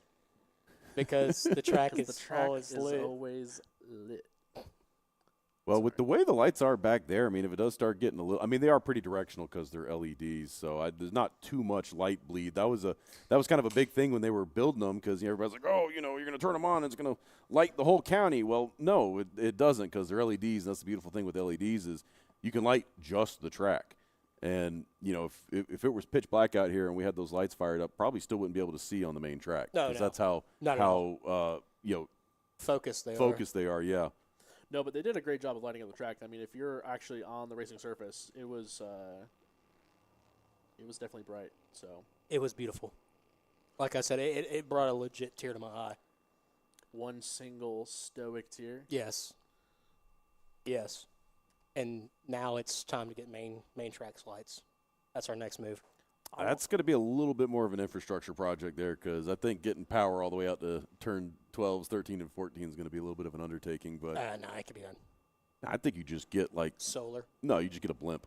No, blimp? that's just the spooky part of the track that doesn't. Yeah, need yeah. lights. That's the return of the Night of the Headless Cartsman. No, If- that's you the part remember we should that. make. That's the part we should make dirt. Yeah. Oh no, I remember that's, the night that's of the the. Joker lap. Joker laugh. Night of the Headless Cartsman was one of the greatest things I think we've ever done here at AMP. And now we pretty much do it every night because every we've got night. track lights. Now that there's lights, but before there was lights, but it was those They'd bring in the generator. Sunbelt generator lights, and it was the sketchiest minute. I think that and 4 was back seconds of your before. life. I think it was back before we even had like full curbing back there. It was Yeah, that track was- that was pretty back much before dirt runoffs. and, yeah. That was back before runoffs, back before the main building, back before the kart track building, back before anything. But that was in the early days. And, Yeah. that was a lot of fun back then. Oh yeah. I like hearing Steve reminisce about the old days, even though we're like the same age. I just want to start calling him Uncle Rico every Yeah, time he Uncle starts. Rico? I would have won the karting championship back then. Let me tell you about back in my day. If I wasn't for my knee. Yeah, my knee. That's my excuse. My knee and my untalent in a go-kart anymore. I think my knee is your burner Facebook account name, right? Actually, yes. That actually is my burner account. All right. Dan Goleg. Did not mean to just out you there on live. That's my Twitter. I never use it.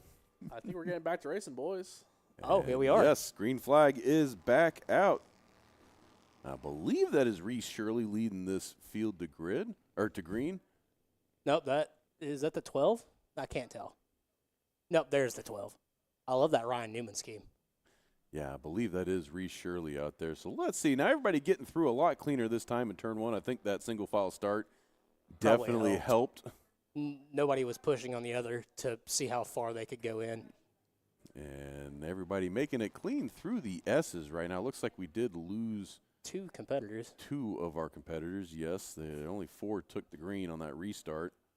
Definitely think it was one of the 7 cars, maybe the 7P of Powers. I don't see the P on that 7 car out there.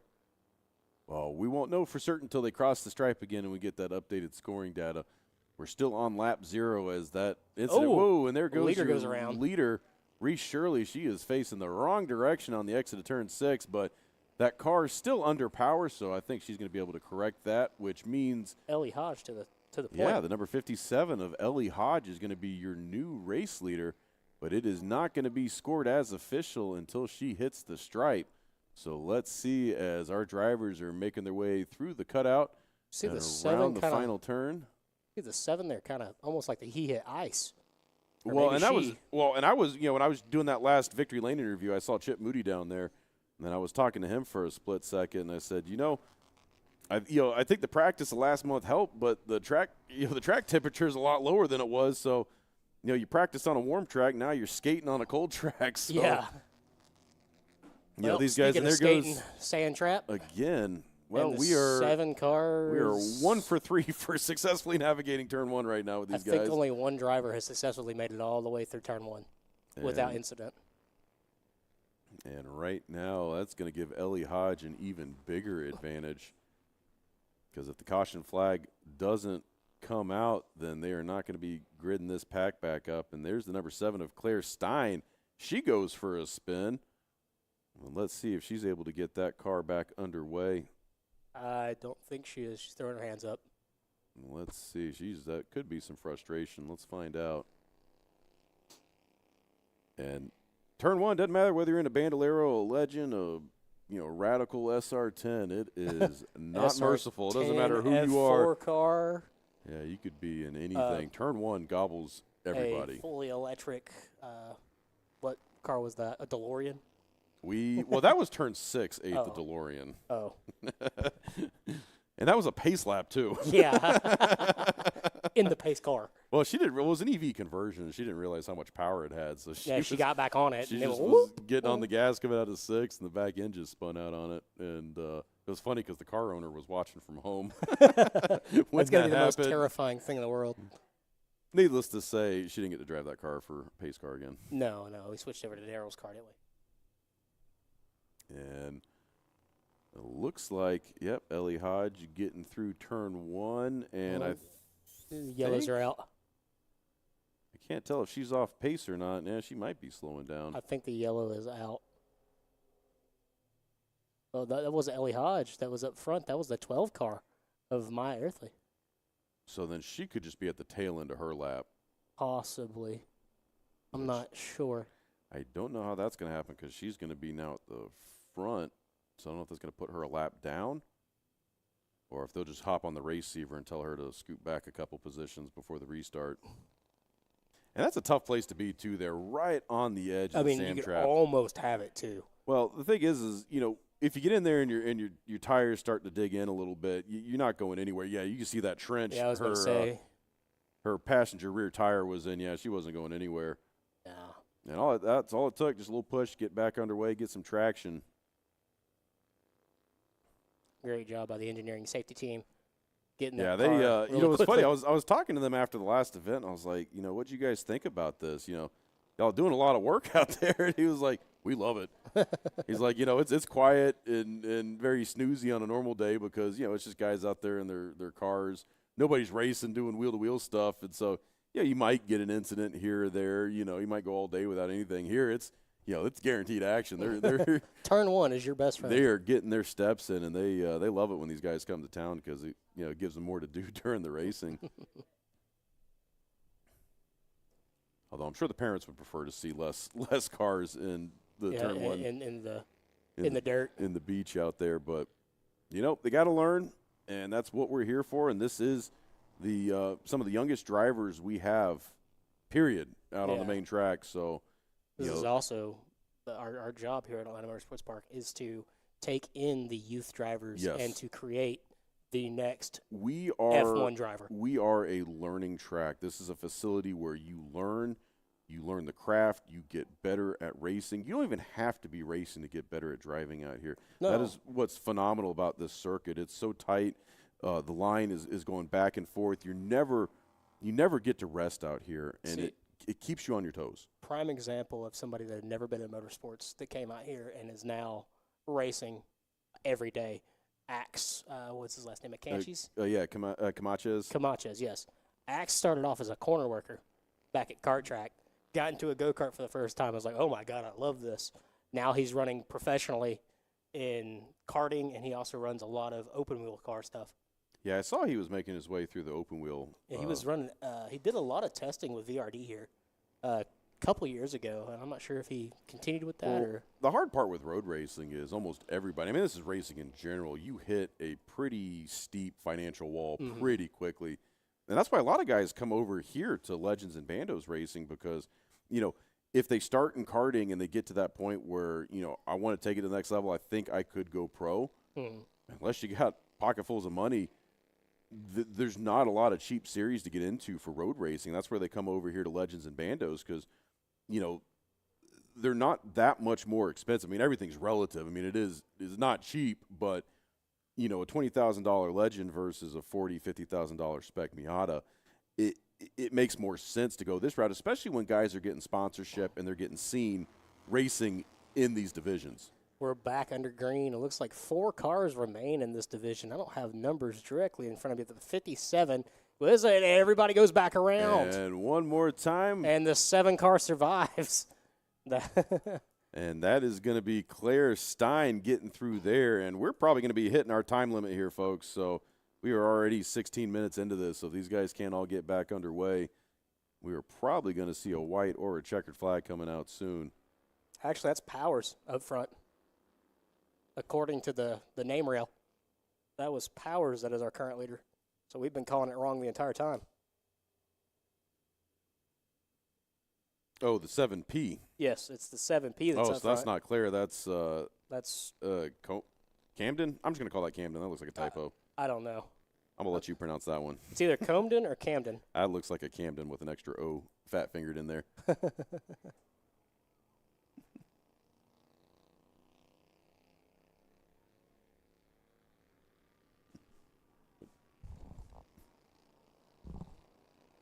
Looks like there's a little bit of side-by-side action there in that middle group.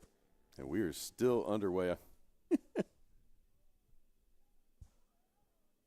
And let's see. Look at that some passing action. On that 57 car. Oh, 57 goes really wide. Oh, the 12 goes around too. Well, the 12 that was not the time to tap the brakes. No, the 12 had nowhere else to go there. White flag is out, so let's see what happens. They're both under. I mean, everybody's still back underway, so there's not going to be a caution after that. Nope, everybody is good to go. There's going to be a battle here, I think, between the 2 cars you see on camera right now. I think that is the 7 and the 12 car. And or the let's 111. see if we can get through turn 1 here. Everybody made it through turn 1. The 111 took it a little bit deeper than they'd like. That's the 111 of Reese Shirley. Yeah. Shirley definitely giving that 7 car a run for the money. Let's see what happens as they enter the carousel. 7 car kind of slows down a little bit. So does the 111. I wonder what's going on with that. Well, they're just going uphill. It's just a lot of car to haul up the elevation change there. These are just V-twins, Briggs engines. So it's an LO206 basically. Pretty much a lawnmower engine in the back of these things. You know the cars they had at Malibu Grand Prix growing up? It's similar to that. Oh, okay. But just not as heavy. Well, they might be as heavy. I don't know. I put a couple of those in the wall. Oh, that's why you're on the do not enter list when you go in probably at not Malibu. wrong. Yeah. No. I thought that looked like a young Steve. Yeah, it looked like a young, round Steve.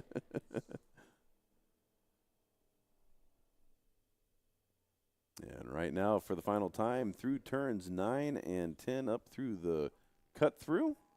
Checkered flag is in the air. I can hear the crowd getting a little rowdy, so I would assume double checkers are in the air. And I was out there, too, on that opening lap. I heard everybody go, oh, no! Powers will take the checkered flag. Stein in second. Reese Shirley third. Maya Eartherly In fourth, and I believe that is all the competitors. So we got a couple that D and F. So that would be Ellie Hodge, Krista Steele, and I have one listed as waiting for data. That's our favorite driver. Yeah, that is my favorite driver. I think that's America's favorite driver.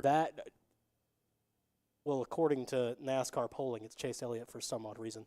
But Well, I'm not going to get into that discussion. We are in Dawsonville. We are in Dawsonville. He is pretty popular around I'm here. not going to get into that discussion. I can't confirm or deny the authenticity of that poll, but I honestly think it should have been Kyle Larson, but that's just me personally.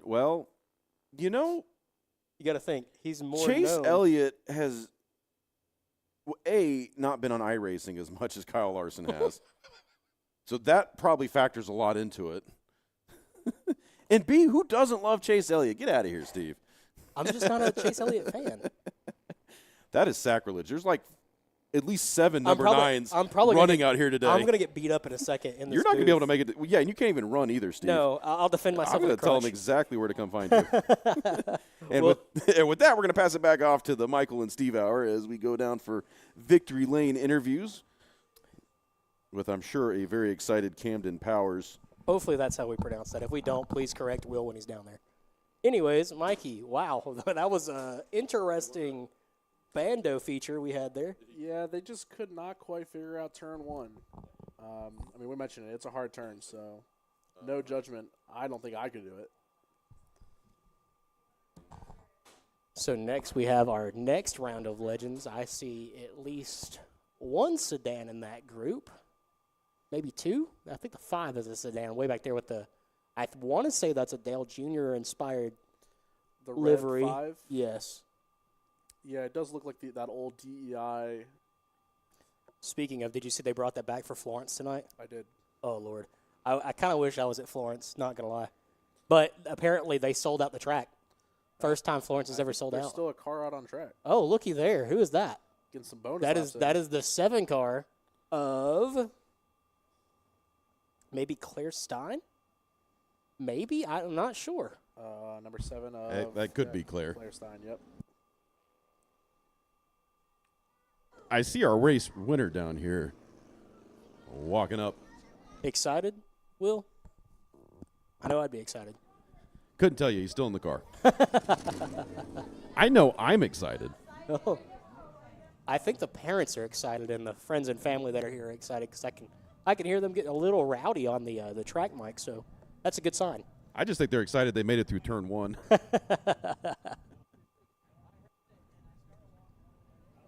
And they are getting him across the scales real quick.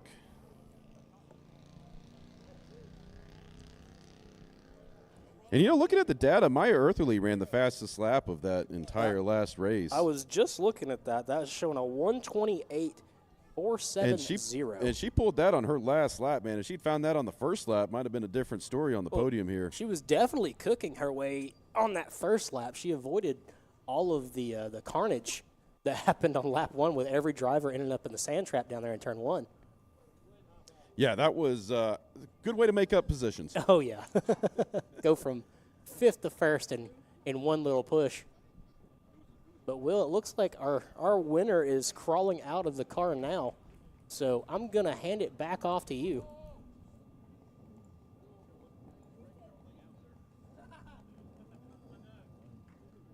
Yeah, we're going to wait real quick.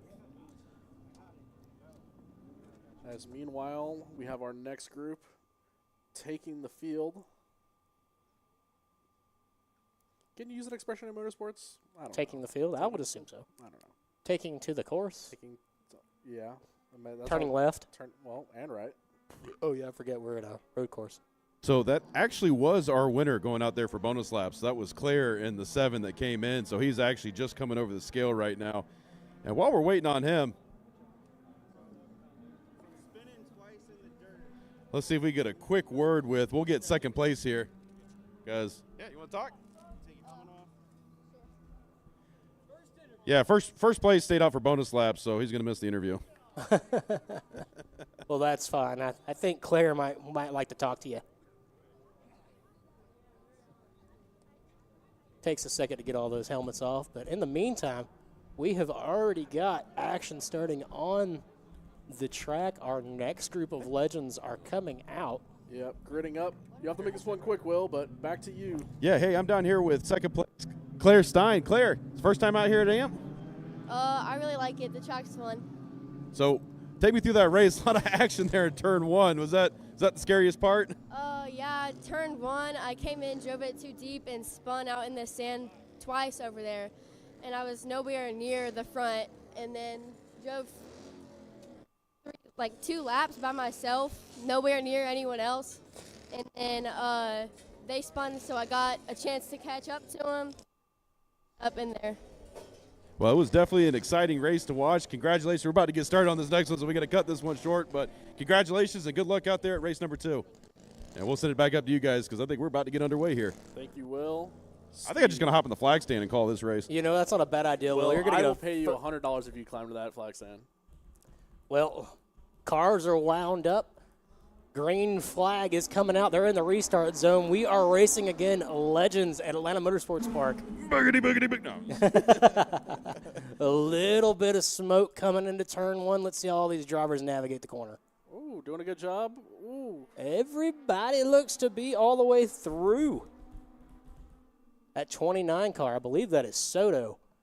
Great jump on the start. There's that number 5 we were talking about. Oh, in the yeah. carousel. That is definitely a junior Inspire livery. All these cars looking beautiful on this Nice and shiny. afternoon. Just kind of this golden, not quite golden hour, but We're getting there. we're getting there. We're getting there. Ooh, a little bit of contact. That was a 68 going around there in turn 6. Car Didn't- turned around. Didn't catch the number that spun. 68. The 68 was a car that went around. I can't catch the number that spun that driver. Oh, I see. Yeah. It was a blacked out Legends car. I'm going to assume it's the one second in line there coming up the hill.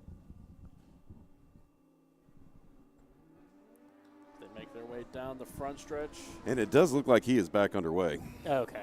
Will, how was that starting the race from down there at the flag stand? That was kind of fun, actually. Should do that again. Let's get both y'all down there. But, well, I can't crawl in the flag stand right now, but it would be a great opportunity. And right now, looks like your leader's heading up into the carousel, turn 4, that big double apex around the water tower. Well, I currently don't have. Oh, there we go. Javier Soto is our leader. Bowen Mayhew in second. Philip Young in third. Brad Hall in fourth. Will Hare in fifth. Brennan Shirley is. Oh, we got a driver coming way off. sideways out of turn 5. I spoke too soon. Coming to a stop backwards there, right at the exit of turn 5. Look at that lockup all the way from basically the end of 4. Yeah, he just had a little too much gusto there. I guess I don't know, they tapped the brake and they just locked him.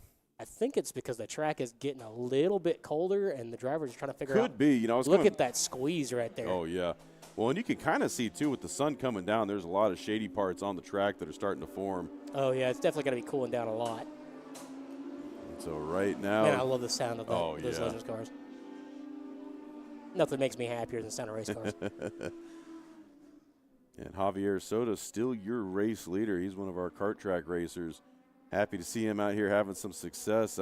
He's been in the Bandoleros for a couple seasons. I think this is his first season in a Legend, so I have to go talk to his dad. I think you are correct there on that. Because I know we've called his name a couple times here when we've done Bandoleros racing.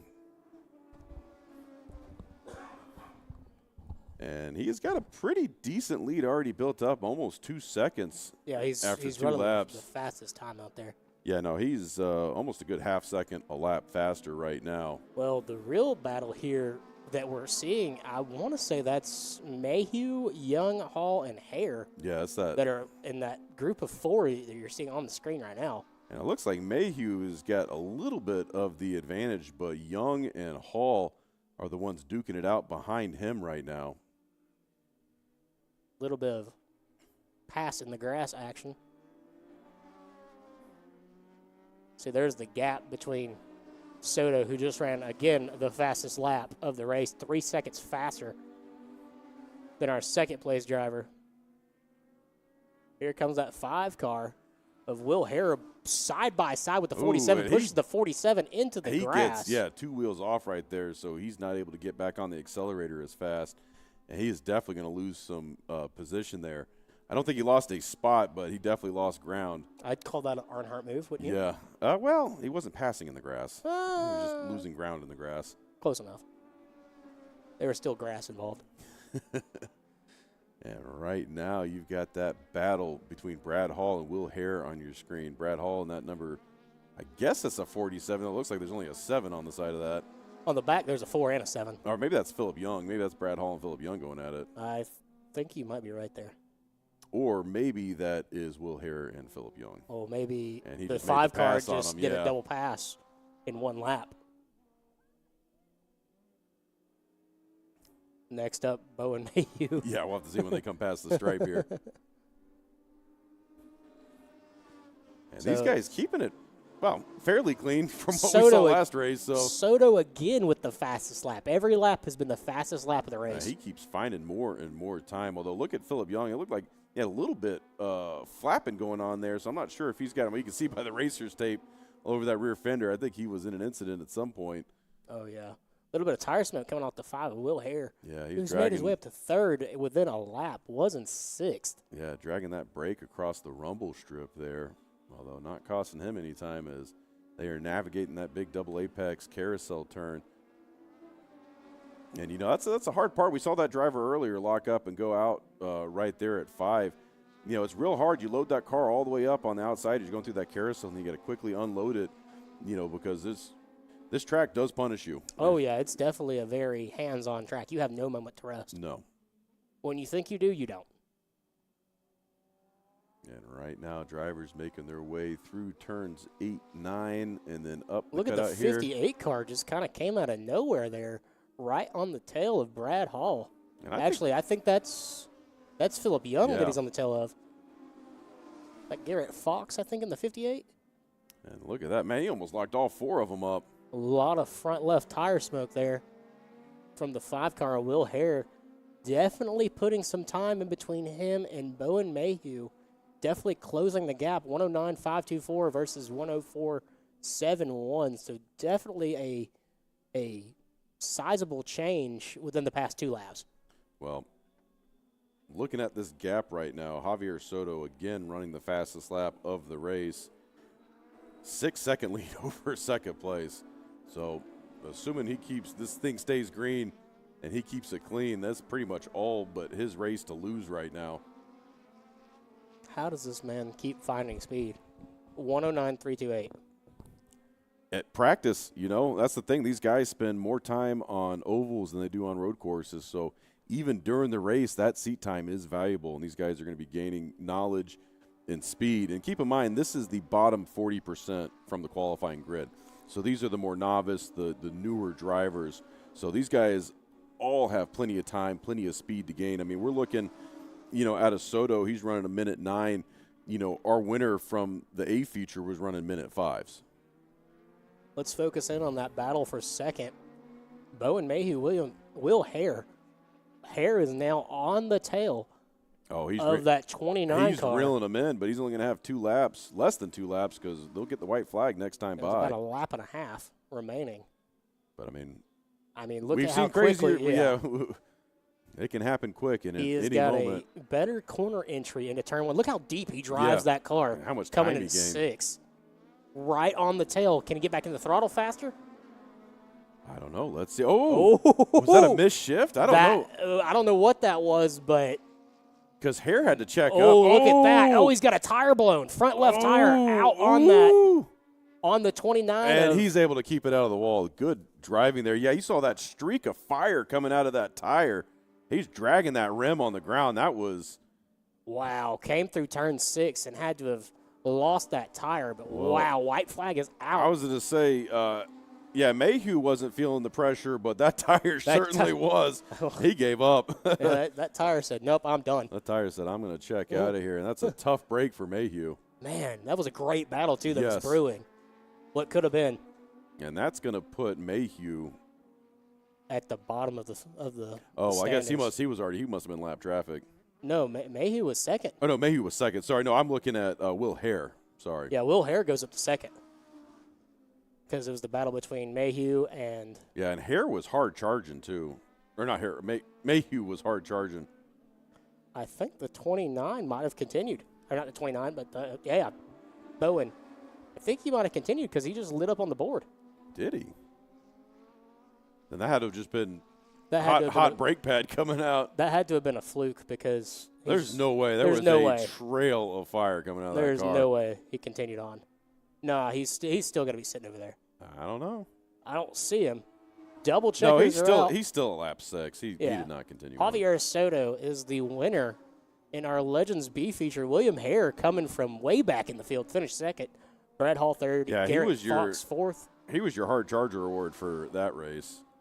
Philip Young in fifth. Let's see who crosses the line in sixth. Now, what I'm going to be looking forward to is the Javier Soto Will Hare battle coming up in race number 2. Oh, yeah. That's going to be a fun one. Especially the start of that race. Ooh. Yeah. Ooh. Turn 1 is going to be money corner. Let's get a replay of Yeah, that. look at that. That brake's cooked. I don't know if the tire went down or if it's the brake pad that just gave out. I know, but you can see, look at that. Ooh.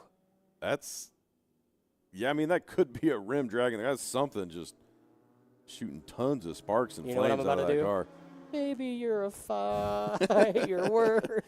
Hey, we're not getting kicked off air for copyright infringement today, Steve. Hey, it was only like we 2 got seconds. through the national anthem, okay? We brought in an actual singer. Why- Oh, yeah, why am I doing Why this? would you aren't ruin this? doing Yeah. And I'm going to go scoot my way on down to victory lane to talk with, I'm sure, a very excited Javier Soto. Oh, yeah. It's always fun to talk to Soto. Now, Mikey, that race, I kind of – fireworks. we had fireworks. I kind of wish we had another tire that mysteriously appeared on that car so we could see the battle between the 29 and the 5. They were cooking. They were definitely cooking. The 5 car definitely closed in there So on the last. 29 was Soto. He Well, won. the 29 also was, or was it the 29? No, it was. Yeah, it was Mayhew. Bowen Mayhew was in the 29 as we're well. Right. There's two 29s. Yes, it gets confusing That's sometimes. confusing. Welcome to the dirt world where there's like 17 29s in one field. I do always like the short track where everyone has the same number and then just add It's like like 29, letters. 29A, 29B, C, D, E, F, G. At 3T of Mark Tunney. Oh, For boy. anybody that follows figure 8 racing. The most creative is the girl that was here last time with the moo. The Moo, yeah, that was one of my double favorite zero. numbers. That's very good. The The M M double zero. The M00. As you see our podium. Hey, that's a track I Finishers. recognize, Tazewell Speedway. I've been there a couple times. Where's that at? I want to say that's in very North Georgia, if I remember correctly. It's either in very North Georgia or in Tennessee. Let me double check. Pretty sure that's in North Georgia. Got a shot of them coming across the scales here. Checking those top finishers. Make sure everything is kosher. Yeah, Tazewell Speedway's in Tennessee. Just across the line.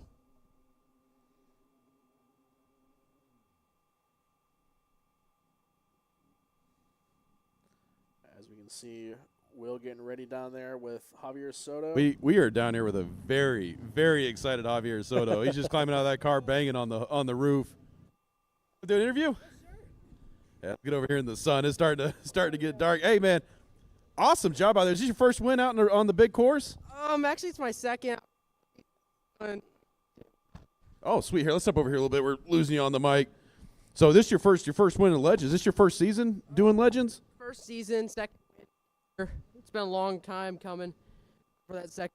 I'm second so many times. I mean, this should prove why I should have been in the AMA. I mean, I bombed it in qualifying. I was so mad at myself. I told myself if I wanted to feel better, I had to win this. I can't thank everyone enough. Everyone at Pastry Depot, McCurdy Wiffle Financial Center, Johnson Free Chiropractic, everybody else puts this program together. My dad works his butt off every night on this car. This is awesome. Now, you started with karting out here, right? And when did you make the move over to Legends and Bandos? Honestly, I'm still racing the car. I mean, we're not racing as much of the car, but we're still racing the car. But we're more this now. Now, does the experience you had racing here with karting, do you think that's coming into play now for this series? Yeah, kind of. Well, there you hear it, folks. Well, congratulations, Javier. That was an awesome race, and good luck in race number 2. And we'll go ahead and send it back up to you guys. Thank you, Will. I like that the mentality of him. Yeah, he's like, I didn't make it into the A group, so I really got to prove to everyone. And had a commanding win in that second group. Congratulations, Javier Soto. Steve. I don't know if Steve might not. My bad, guys. I set the headset down for 2 seconds. What were we talking about? Just racing? Just racing. No, just a good interview with Javier Soto. He was talking about how he feels like he should have been in Group A, but he bombed it in qualifying, and then to prove the haters wrong, he had to win this in dominating fashion, and he did just that. Well, Soto definitely. I love doing interviews with Soto. He's so fun to do interviews with. He was very happy. I don't know who's waving on the balcony, but hi, we see you on the drone. If you want to wave to us and all the people back at home, you're more than welcome to. We see a track dog. That's one of our favorite things out here at Atlanta Motorsports Park. Oh, yes. Anybody that has a dog, it is mandatory. You have to come to the booth, and we have to pet the dog. That is a rule. That's not my rule. That is AMP's rule. I'm just kidding. That's my rule. We appreciate all the spectators today. We love you guys coming out here and watching the racing here at Atlanta Motorsports Park. Also, shout out to everyone in the chat on both Facebook and YouTube. Oh, yeah, that's definitely popping off right now. I'm seeing that. I've been peeping in and out of it, seeing everyone rooting on their favorite drivers. So real fun to see, and that's kind of that's the whole reason for the stream exists. The broadcast is let these fans that couldn't make it out to the track. Oh yeah, experience some good racing. But we do want you at the track. Well, of course. We want you at the track, but if you can't make it, we'll settle for you. Yeah, we'll settle for you watching at home on the chat. Comment where you guys are from. We like seeing all the different locations. We've had people watch all the way this year from Australia, Germany, Venezuela, bunch of other countries. We had one from not North Korea, dear Lord, South Korea. If you're watching from North Korea, kudos to you. Hop in the chat if you're from North Korea. No, that is impressive. It does seem like every season we kind of hear more and more stories of like so-and-so watching from a increasingly farther point. New Zealand. Yeah, New Zealand is, I mean, that's got to take the cake. New Zealand was pretty cool to see. Yeah, New Zealand, Australia. I mean, we've had, Europe, Asia, South America. It is a global sport, Steve. Yeah, definitely. We're seeing a growth here at Atlanta Motorsports Park with different competitors from all over the world. And we've seen drivers even coming from other states to run our track. And it's all because of this broadcast. And the broadcast has definitely had an outreach that we didn't expect to happen as big as it did. And with the broadcast, I mean, we're having in some cases, over 100,000 views in some races. Yeah, I mean, it's the only track in North America that really allows you to kind of set up a racing career and, with these, like you said, the live stream broadcasts, kind of have proof that you're out here doing it. Oh, yeah. It's easy to say, like, oh, I just won the karting championship, and people go, oh, yeah, sure. But if you can drop them the link to the broadcast and, show them where it happened and your interview on the podium, it helps these young racers out. And it also helps with the fact we're basically giving, not free, but, free realm to talk about all the wonderful things here at Atlanta Motorsports Park, like our condos, as you can see in that shot. Speaking of, hey, you want a new condo? We've got circuit villas that are now available for pre-sale. We're looking at phase 1, 2, and 3 of our condo project. They're all finished, keys handed over to the owners. Some of them are already getting finished out, so if you want to come Airbnb it, they are live. Can we start a fund for the announcers to get a Yeah, we need an announcer's condo. Announcer's condo. Mikey, how much money can we fork in? $5? Come on, Steve. But let's talk about these circuit villas for a second. If we could turn that camera around. Oh, yeah, here we go. We're gonna go crash. Well, not crash, probably not the right term to use with a drone, but check out. Got a couple guys sitting down here on the balcony. I think that might be. Is that our friends? Is that our friends? That the ones we're always running through? Oh, yeah, there's Brian with they do the electric vehicles out there. What's he got? Is that a what drink is that? I can't tell. Looks like a Blue Moon. Is it a Blue Moon or is it? I can't Oh, tell. yeah, he's watching. He's got it on the TV there. TV. All right. Got some big fans. Yep. Got a lot of Big- fans. More big- fans than you got, Steve. Big fans, and they're showing Hey, themselves. look, I'm on the TV. Hey, Mom, look, I'm famous. I mean, is there anything better? Nice, cool fall weather, racing on the the- TV, a couple libations. I mean, I couldn't Have think of a your better way. doors open. You look out your window. Yeah, and, look, oh so we my got some other Lord. guys out there. This is what you sign up for when you get a trackside condo. You get to sit here front seat, get to see all the action, and these new villas that we got coming out. They're going to be up there in the carousel. So I don't know if you can hear me, whichever drone we're on. But yeah, up there in the perfect shot. Yeah, up there at the water tower. So this is where the new circuit villas are going to be going in. They're going to be going all around this water tower right here. And you're going to get views of both tracks. I think that's the thing that I'm most excited to see once these things get put in here. But you literally walk on your front porch, catch the main track, walk on your back porch, catch the kart track. And then when the race is done, you can just walk inside and go to sleep. And then get up, do it again the next day. So seeing on this, it says the lowest level has got a 2-car garage, and that's perfect for a track car or a golf cart or, carts. Go-kart, yeah, shifter cart. Carts. It's got bedrooms and a full bath on the second level. You got kitchen, dining, family room, half bath on the top floor. And these are all options. Great school systems. Yes, Dawson County Schools.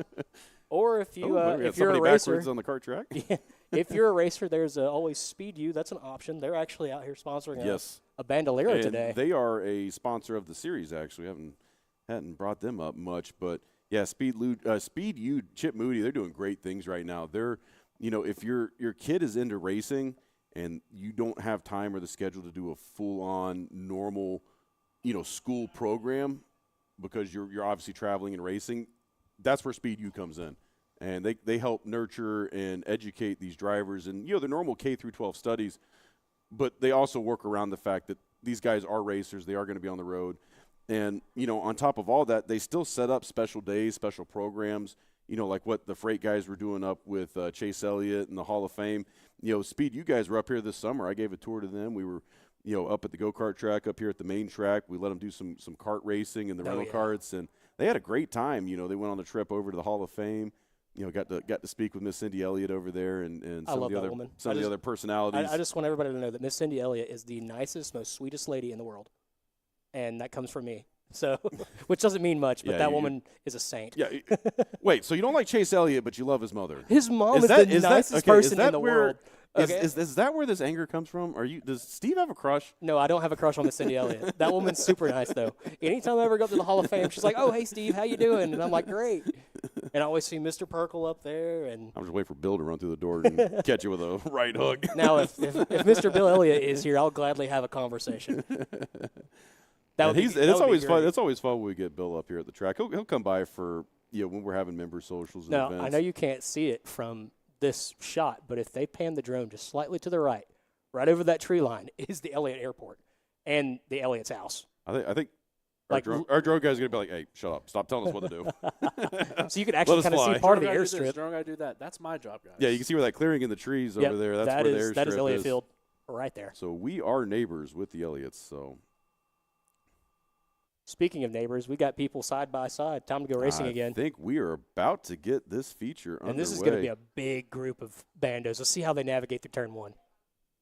Yeah, this is a massive group. So, yeah, let's keep our fingers crossed here. Green flag flying in the air, engines revving. Let's go racing again. Bandos at Atlanta Motorsports Park. And let's see how they keep things going. Oh, a little bit of a bump. A lot of bumping. A lot of spinning. And just like race number one. Well, not as crazy. Yeah, but that looked like was that the 37 that got into the back? It was the car that was in the third place position. Couldn't tell from that top-down shot the numbers. Couldn't see until they got around. But well, the 3-car avoided all that chaos, which is a good thing. The 3 cars now get a front clip back on it. Yeah. And I think we are slowing down maybe. Maybe not. No. I can't tell. I just might look like that because they're far away from us. Yeah, that could be. As they come roaring down the hill there at turn 5 at the exit of the carousel into that. Let's see what hard happens. braking Ooh, zone. A lot of hard entry there. The And 3 gets into 47. Ooh. 47 now on to, ooh, And I couldn't tell if that was 3 turning down or 47 turning both. in. That was a little bit of both. That was a double incident. The local caution flying in turn 1, and I believe also into turn 5 and 6. Now we get a full course caution. Safety vehicles are now on track to go take care of the incident in turn 1, and I believe they're going to hop over to turn 6 quickly after that, because I don't know if those cars are linked up or not. Yeah, they might be if neither of them are moving. I think they're linked. It looked like They are one of them jumped on the other precariously one. close to each other. And that 55 almost got out of the sand trap. That's a shame, too, because once you get in there, if you come to a complete stop, it is almost all but impossible in these Bandoleros to get started again. Yeah, you can see where they've been in there quite often, dug a little bit of rut. We have a number on that, or not a number, but a name for that 57 That or is 55 Landon Thrasher. Thrasher. That's an awesome last name. Yeah, I told him that at check-in, too. Not said, because I am a massive Thrashers fan. I said, you have the best you have a name for racing. Yes, Thrasher. Just like you've got a face for radio, this guy has a name I definitely have a face for radio. for racing. You do too, Will. I appreciate that, Steve. Your face is gorgeous enough to be on radio. And, yeah, I think they're still exchanging words out there. It's like, hey, buddy. Is this a yelling Dale? at each other the entire time? Yeah. Hey, man, Yeah, what are you eating for dinner? Yeah, Levi Morrow and Dalen Pennington right now. I really want to know what that conversation is. They got their visors up, just yelling at each other. Will, I'm grab not the- your grab the mic guy, and run down buddy. I'm not your friend, guy. Nah, I'm pretty sure I could put I wasn't strapped into this car right now. You want to go to Dairy Queen and talk after this? We'll split a blizzard. For those of you that have been around Atlanta Motorsports Park broadcast for a long time, you would get that joke. If not, that's a new one for you. Oh, yeah, they were hooked together. Yep, and they got to give them a little bit of a pull to see if they can get them separated here. So, And, yep, that looks like the 47 car is able to get free. That's Dalen Pennington. And So- we're going to have to see here. Will, while we have a minute, there's somebody I'd like to thank that's currently standing next to me in the Who is booth. that? That'd be my mom. She brought me here today because I can't drive. So, congrats. Thank you, Mom. I was going to say, what did Steve say on the radio that got you to run all the way up here so quick? Well, I mean, her house is literally at the backside of turn 16. She'll be here in like a minute and a half. Oh, So it doesn't take her that long to get here. I know where you're spending the night tonight. I probably am. We got to be here bright and early tomorrow Well, morning. you were for saying the you were race. saying off air that you were staying over there anyways because of your surgery. Well, I'm staying at my grandparents. Ah, okay. Yeah, kind of regretting not buying a Master on Main, aren't you, Steve? Well, it is technically on the main floor, but it has 2 steps to go down. Mm. You know, I wonder if my mom is as terrible at broadcasting as I am. You want to find out? Nope. She said nope. She said nope. All I right. said you can keep that headset to yourself. Again, big thank you to my mom. I like this shot of the side-by-sides behind the field, like they're corralling. Like a couple of sheepdogs. Where's the Sheepdogs. moo car at when we need it? Yeah.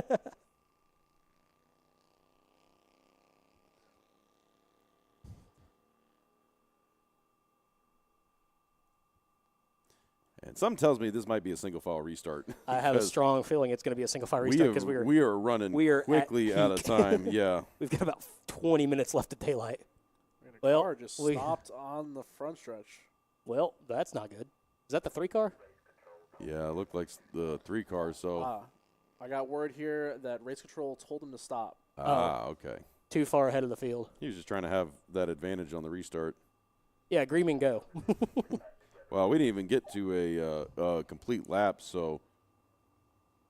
And I got word from Timmy upstairs in race control that these will at the most be 5 laps, but at this pace, I will take 1 lap. We can get it green. One full lap under green, I'll take it. You know, the Legends have been really good today. We've, We only had one full- incident. Yeah, and no full course cautions in either of the A features with them, or the feature ones. And the incident that did occur was Sparky. Yes. At the rate we're going, we might need to just group both groups of Legends together and just run one big pack Oh, for the yes. I know for the Javier final Soto would race. like that. Javier Soto wants some redemption here. I think he wants it. That'd be what? 20-something Why cars? stop there, Will? Why don't we put all cars on track? Yeah, let's just Bando- do an all-star race. Hold Let's up, start. hold up. Pause. Toyota Corollas Oh, on track. Steve, I have the mute button here. I can. That's true. You could do that. I have the power. I think Corolla is his safe word. Corolla is my safe word. Not with your mom right here, Steve. She hears way worse. This is a very PG broadcast. The podcast, on the other hand. Funny enough, her safe word is Steven Newbold. Don't forget the James portion. The James portion is the important part. If I hear that, I know I've messed up. Yeah, when the middle name comes out. Oh, yeah, it's over. It's over. See, my son's middle name is Bradley, and that's all we call him, so he's always messing up. You mean to tell me it's not Chase Elliott William? Yeah.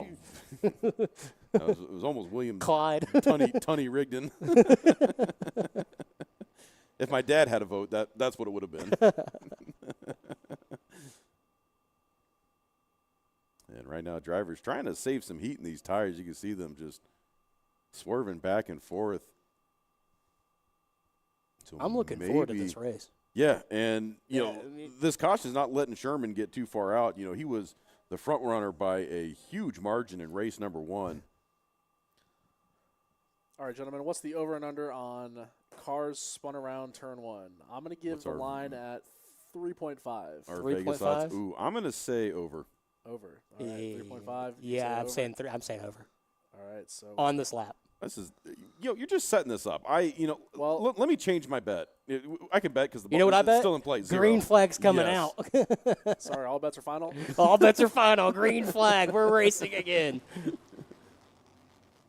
Sir, this is a Wendy's. And here we go. Your field diving into turn 1. Single file start. Everybody keeping it a little bit cleaner. Look at that. Well, it looks like Vegas Hey, won. we did it. Yes. Vegas won. Oh, isn't that just how it goes? And still more exciting than the Jason Paul fight. Hey, we've got better stream quality too. At Netflix. Yeah. You've been added. Now look Yeah, at hey, those just top two. Hit us up next time you want to do a big prize fight. Yeah. We won't have buffering, we promise. Yeah, and we've Erickson. never had technical issues. Well, And Erickson. honestly, never mind. Yeah, Erickson and Sherman, your leaders, pulling off to a quick lead right now. Look at that, already opening up about a 10 to 12 car length advantage over third place of Carson Cobble right now. He's doing everything he can to fend off Chase Spalding as they make their way through turn 7, 8. Down the hill there. That's actually turn 8 right there on the short course into turn 9 here, up through the cut through, and in that final turn 10. And we are going to see our first green lap tick underway as we go across the stripe here. Let's see. Yep, Carson Sherman is scored as your leader. Carter Erickson in second. And let's see as the rest of the pack comes behind him. That's Lucas Look at McFall that. now. They're 2 by 2. Oh, that's all the gonna way be, through. This is going to be a close. And they're going to be, It's gonna be who breaks racing it first. hard. Let's find out. And no, they all keep it clean. Look at that. Okay, I we're think- getting somewhere. Hey, we're learning. We're getting somewhere. We're learning. And that is Lucas McFall in third, Chase Spalding in fourth. Patrick, I'm going to let you hit that last name. Mata, Moit Sawinski? yeah, we'll go Moitzwick? with that. I'm not sure. Craig Lo-Fi, Kinsley Tatum, and Carson Cobble. And that's that mid-pack right now that we're looking at. And then just behind them, we've got Cobble, Thrasher, and Sanders. And we've got a couple stragglers in the back. I think they're just content to just finish it out. run the race, get some laps in. But look at this, some action heating up here in this mid-pack. It looks like a pass for third place. Chase Spalding getting around the outside of McFall. Unless that might be a little further back. That might be, fourth Tatum and and fifth. Lo-Fi. I don't know. I'm not sure. There's a lot of action going on, though, in this group that we're following around the track. Yeah, we're going to need. You can see that Ooh. sun. Ooh, he kept it together. No, somebody went around there did in he? turn 8. I'm not sure who it was. Well, it looked like. There's another one going around. We got two more around there at the exit of 8. And they were both back around frontwards and underway again. So make it look like they knew what they were doing. Yeah, it's just a little bit of bumper car action. You know, it's one of the things I love at dirt tracks when the guy does a full spin, it just keeps going like nothing happened. Yeah, he just full sends it. Doesn't lose even the position. doesn't let off the throttle at all. Just sends it. When in doubt, throttle out. Yep. Also, when in doubt, hold it Yeah, lick that stamp and send it. I ain't lifting until I see God or the checkered flag. Checkers or records, baby. And right now, And full course yellow. Yep. And it looked like, I guess that's probably the guy that came around. Back in turn 8, Yeah, technically, we'll have I think is what we're calling it today. Yeah, we'll have Yeah. to see. No, turn 10-ish, 10 and a half-ish. So Sherman, again, still up front. Erickson in second. Definitely both those drivers giving it all they have. Lucas McFall in third. Chase Spalding in fourth. Patrick, gonna butcher the last name, starts with an M. We're gonna call you Patrick M. in fifth. Craig Lofty in sixth. Kinsley Tatum in seventh. Carson Cobble in eighth. Landon Thrasher in ninth. And Connor Sanders in 10th.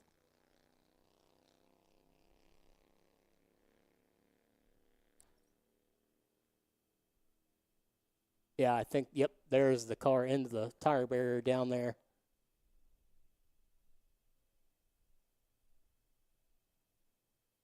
So it's technically just a local yellow, but all the safety crews were immediately on that car.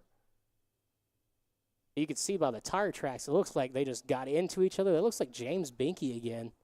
Can't tell. It looks like the 1, but I can't tell if that's his 1J or... Yeah, that is the 1J there.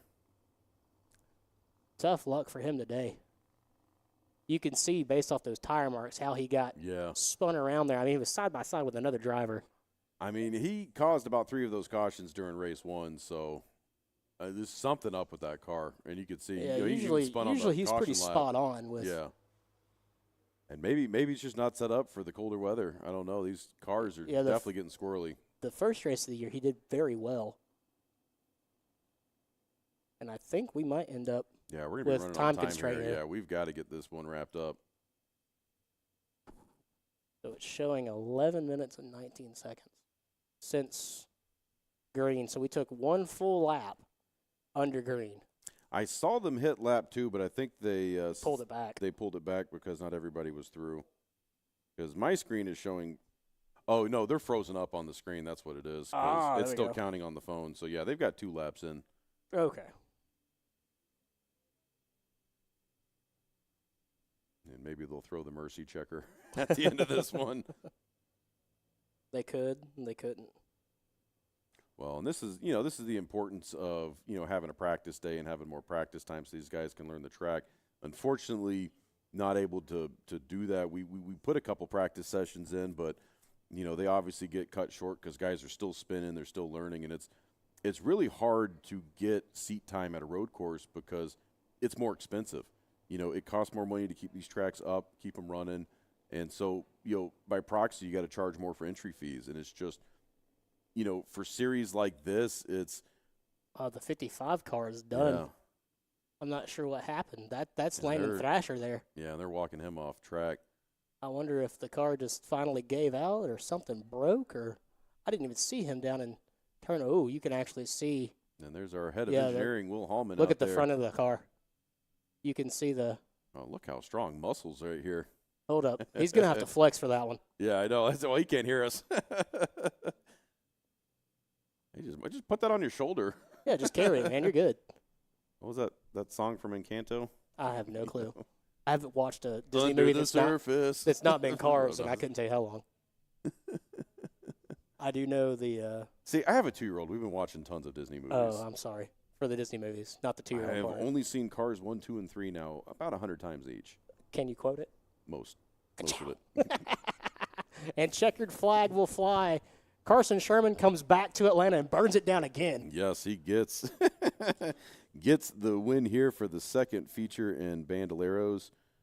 A little bit of a shortened race. They were only going to be going to 5 laps anyways, but with the caution flags and the lack of daylight, had to go ahead and throw the checkers out. We're already at 17 minutes in this session, so we were already 2 minutes over the budgeted 15 minutes, and that's not counting the Caution. 25 minutes they went over.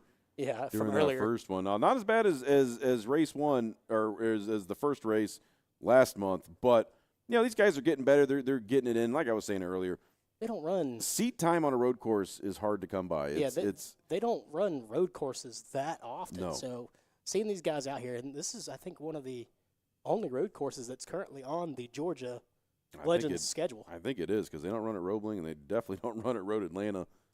Dear Lord, could you Yeah, imagine this at Road Atlanta? So you imagine coming on the back straightaway and these things just banging off the rush for like a minute as they get on the back straightaway. Yeah, backstretch before they get to the Shoot, double they'd chicane. probably stall. Oh, coming man, up. look at that beautiful shot. Oh, When we say we're up here at God's country, this is what we mean. yeah. Look at the beautiful surrounding. This is leaf season up here in North Georgia. This is prime money-making season. Yeah, get you a cabin rental. Come up to Helen. Come up to Dawsonville, Dahlonega. Stay out of Jasper. Yeah. Look at that. Stay out of You'd Gainesville. love to see all the colors changing. Such a beautiful backdrop for such a fun race series we're getting to do out here. The Legends and Bandoleros at Don't Atlanta zoom too Motorsports far off of turn 16. You might find something you don't want to find. Park. Yeah, you might This see is the some- Moonshine Series, so you might want to be a little careful. Might be some old moonshine still. I mean, you can down see there. the smoke back there in the distance. Ignore that. You know, we are in the foothills of the Appalachian Mountains. You go a little bit further west, and you're in the foothills of the Smoky Mountains.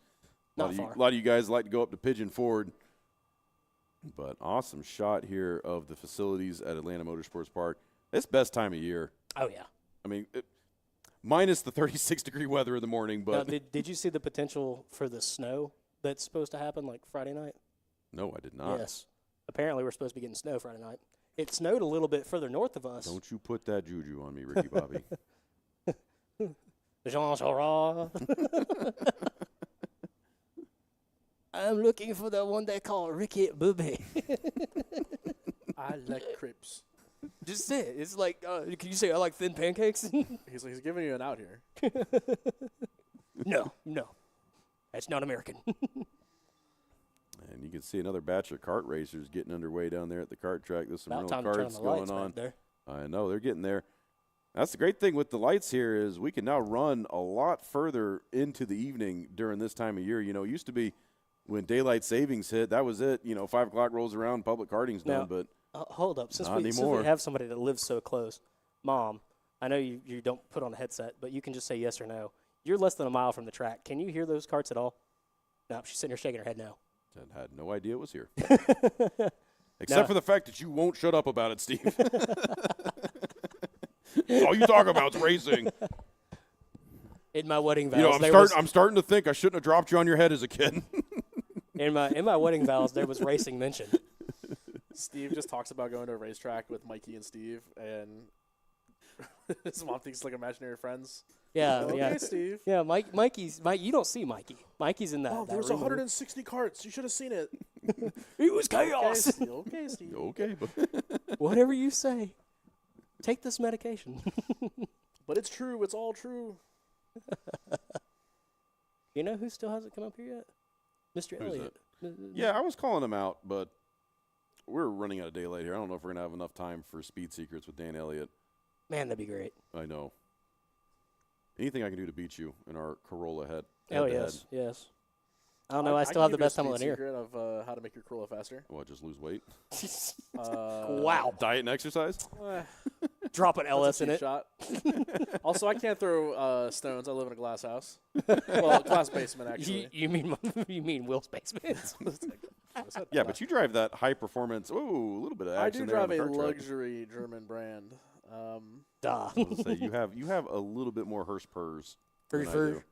My tip was to make your Corolla faster is to sell it and buy any A other Hellcat? car. Just buy anything. Buy a Hellcat. Buy a bicycle. And I think they're just finish clearing some of these cars off of the course, get it ready for the next group. Yeah, we are going to have to run quickly here if we're Oh, going to get yeah. through these last. Luckily, the Legends run a little faster and cleaner, so I That's think, true. Yes. we can get some good racing underway here. Got about 30 or 35 minutes until sunset, and then we'll probably have a little bit of time after that.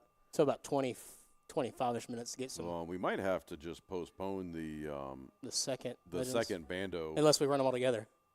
That would be fun, but I would sooner see the two legends go and then push the bandos to tomorrow and just make their Seeing practice as, or their as qualifying session. everyone's going to be here tomorrow, yeah, it's probably not a bad idea. Just Yeah. At least for points purposes, that's what we'll need to do because I don't think we can make it through another bandos and still have no. daylight left. No, that was just the first bando, wasn't it? Or was it the second bando? I don't even know anymore. And it looked like a couple of course workers coming off. I was about to say. Yeah, I was about to say the same thing. I see a yellow flag out. I still see course workers out there, so that's good. That's a plus. That's a plus. Yep, we're still at Flag the start stand finish. still occupied. Not sure 'Cause- who our flag man is, but I don't. It's he's got you a know, green flag in his hand, so that means we're about to go racing. yeah, because 5 o'clock's the normal pack up, go home time here at Atlanta Motorsports Park. So some of these guys might be on autopilot. Bring out Jimmy Buffett. Well, I can tell you it was weird. I started my new job this week in a giant office complex, and 5 o'clock hits, it's just like a thundering herd of everybody standing up and leaving. It's almost like when the LOs used to get started in the building back at Kart Track. Just a vibration. It's just like a stampede of everybody like heading to the parking lot. Thought you were about to say heading to the bar. Well, probably. I don't follow them home, Steve. Not yet. I don't know anybody well enough yet. Whoa. Big group of legends coming out on track here for what potentially could be our last race of the afternoon. Yeah, we're going to have to see what we have time to get through and then figure it out tomorrow. Yeah. I think This should be Group A, and then there is still Group It B. should still be Group B. And then is there another one or? Well, there's Group B for Bandoleros. Correct. Okay. And I think this will be shortened to 5 laps as well. They ran real clean last time, so. And they're running about minute 5 laps, so we were a little, I would say we were a little optimistic when we scheduled these groups, but, that's part of how we have to get it done here, and that's part of help keeping the costs down. We keep the race program to a half day because, if it was a full day, we'd have to charge them twice as much on the entry fees. Oh, yeah, and that's where it gets expensive. And this is where we're trying to help supplement and keep racing affordable and just give these guys the time and the opportunity to just get out here on a world-class road course and get some seat time. Well, we just lost feedback of some sort. Yeah, that was something in the line there. Just went out. Unless that was Mikey. It was me. Oh, Mikey's back. Yeah, that's all the fans in Mikey's room. That's that computer spinning up. Well, speaking of spinning up, And throttles are spinning up. Yes, 2x2, and I hear those engines. Oh, Lord, I love that sound. We are back underway, Legends Racing at Atlanta Motorsports Park. Let's see how they come through turn 1. See if it's nice and clean as before. And So far, 2x2. so Don't see good. a lot of, Little 3-watt action there. yeah, not a lot of tire smoke either, so everybody being pretty ginger on those brakes as Mason Walters will lead your field, and he is able to get around the 22 of Austin Warner. He was hard charging up there on the outside on that race start, but Walters able to successfully navigate through turn 1 and the rest of the field there. And we are underway as everybody's coming through turn 4, through turn 5 right here down the hill. Look at that. Luke Yarborough diving. This is what we talked about during race 1. Yarborough climbing through the field, must have bombed it in qualifying. And we got one way off. He took the high banks there out of turn 6. We got the high banks of Atlanta Motorsports Yes, Park. Didn't we know that do. existed. Well, it does now. For an extra $5, Yeah, the you banking too can experience. The banking helps. Just the dirt and the grass don't. Yeah. Look at that. Walter's already off to a commanding lead. Austin Warner kind of left out right there. He's going to have to get it back together if he's going to reel him in, because right now he's got Luke Yarborough hot on his tail, and he is starting to feel the pressure. Oh, a lot of tire smoke there from the 6th place driver. 7th place driver, Michael Gannon. And they are able to make their way through turn 1 again pretty cleanly into the S's here, turns 2 and 3, trying to set up that big double apex carousel. You can see the turn in right there at the bottom of the hill, that first apex, kind of there towards the top, and then that second one you see just off the left side of your screen right there, those last cars are going by. And if you're doing that turn properly, you are hitting that first apex, you are drifting all the way out, and then you are reeling it back in to hit that second one. Oh, that was pretty close there with those 2 cars you see at the top of your screen. That's the 21 and I believe the 68. That's Josh Hicks and Luke Giglio. And, yeah, that's the 00 of Byra there locking him up as he made his way through turns 8 and 9. And these guys doing a pretty good job. A couple of guys are definitely going over the runoff there. It doesn't help you at all, and that's probably one of the hairiest parts if you are going to push it hard in a turn, because look at this battle right here between Yarborough and Bacon. Yeah, Bacon trying to get down low on Yarborough. Bacon making his way through traffic as well. Didn't work that time by, but he's definitely on the tail. And this is going to hurt Yarbrough's shots at trying to catch up to Tressel or Walters because he's doing everything he can to fend off Kyle Bacon. Kyle hard charging him right now. Put the pressure on through turns 1, 2, and 3. Lost a little bit of ground there coming through the carousel. And let's see who breaks last coming into turn 6. Looks like Yarbrough turned in a little bit sooner, although I think Bacon just kind of falling in the taillights right now. Yeah, Bacon might be cooking a little bit. Bacon is definitely sizzling right now out here at Atlanta Motorsports Park. He was doing it The last race. He's doing sun it just as well. The sun is starting to go down, and we are losing daylight fast. Shadows are definitely playing a factor in this race. Oh, and look at that. Bacon getting 2 off there coming through turn 10. Bacon taking Warner all the way to the – oh, look at the double over-under. Bacon taken? Bacon taken. They just right themselves, Steve. Yeah, they really do. There comes there that he goes double to the inside. zero. That's Byron to the inside. And is that going to put Warner back another spot? Warner falling back. Nope, and he gets it back. So Byron lost a lot of speed making that move. That's something we see a lot. It's almost like some crossover action because you can dip down low, get the position immediately, but then you don't have the run coming out of the turn.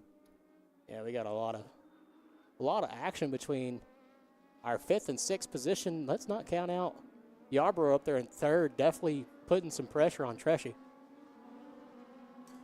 Yeah, look at that Byra all over that back bumper right now. We got a battle brewing back there towards the rear of the field, too. I'm not sure who those drivers are. 3 deep right here coming into our screen.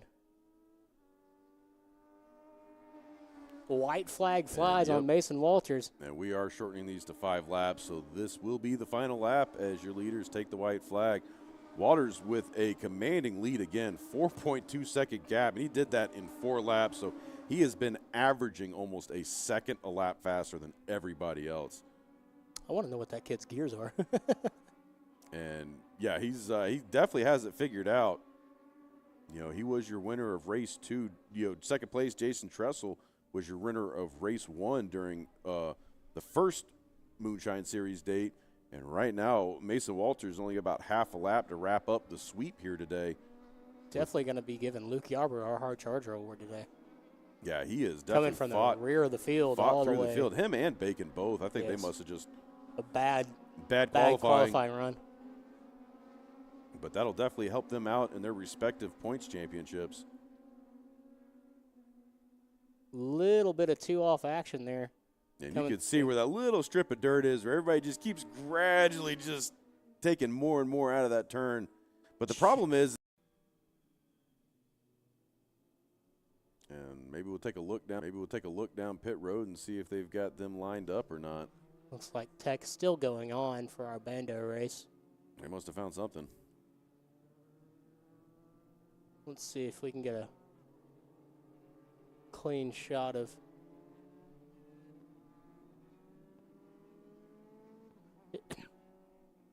Well, I'm seeing cars lining up. Seeing Bandos getting out there. Oof. This probably will be our last race of the afternoon, if I had to guess, with the Bandos. And it's going to be close on time and daylight. Yes, it is, which means the Legends B group may be getting the short end of the stick here. I don't know. We're going to have to see how quickly we can get these guys on track and get this feature done. But 7.5 minutes on that last one, not bad. Got that one knocked out. Green means go, and they went. And we are going to forego victory lane because we are right at the tail end of this program. Yeah, so we're pushing it, literally, to multiple channels. Yes, we are. Facebook, YouTube. Check us out online. One of our course workers out there at turn 1. She's been busy today. Yes, she's best seat in the house, honestly. Yeah, turn 1. We gotta somehow incorporate our corner workers into some of these interviews. Well, I was down there talking to Tech earlier, and he was suggesting we potentially start them down at turn 1 just to help alleviate that dive into 1 on the first lap. And that's Bob Cassidy down there, our dutiful grid worker, works with Legends of Bandoleros. He's a very popular face at AMS and Cordeal and all the places these guys race in That was Georgia. big. Couldn't have thought of a better guy to call to come out here and help keep these guys coordinated. He knows all these guys by name, knows their parents, probably knows some of their grandparents too. Might know their grandparents. So Bob's been around the sport for a good minute. Let's not forget about Ken Reagan. Yeah, Ken Reagan's out here. I haven't seen much of him today. He said his a little bit of sickness going around his household, so I'm not sure I quite don't know, how if he's here feeling. today or not. I haven't seen him. So I know the parts trailer's up here because Yep. he came up here on Friday, but yeah, I haven't seen much of him today. So I hope he is doing all right. I know there's a lot of sickness going around. My kid brought home some RSV for all of us. Oh, that's last wonderful. week. Yeah, no. I remember you calling me and I telling me. put my wife in the hospital for 3 days. So Oh, that Lord. was a fun way to start your new job. Yeah, there you go. But, Hey, I know you have to go work, but Yeah. But no, she's out of the hospital. She's doing a little bit better now. But still has a little ways to go. So man, I still love that Ryan Newman scheme on I that know. 12 car. It just looks so is good. Beautiful. I want to see more classic NASCAR. I want to see like old classic Mark Martin. I'd love to see the interstate batteries, And the Bobby 18, Labonte. yeah. The classic Anyone look. that shows up in the Hot Wheels flame job, Jeff Gordon's livery, that'll be my new favorite driver. I don't care who it is. What if I was to like bring a whole wrapped bando that was like the Rainbow Warrior? That would be awesome. I love that scheme. I don't know why. It's one of my favorite That or schemes. the I love the Dale Waltrip Tide car. the another good Stars one. and Stripes. The one what was that Jimmy Johnson 2004? Yeah. That was a gorgeous scheme. Juan Pablo Somebody- Montoya's yeah. jet dryer.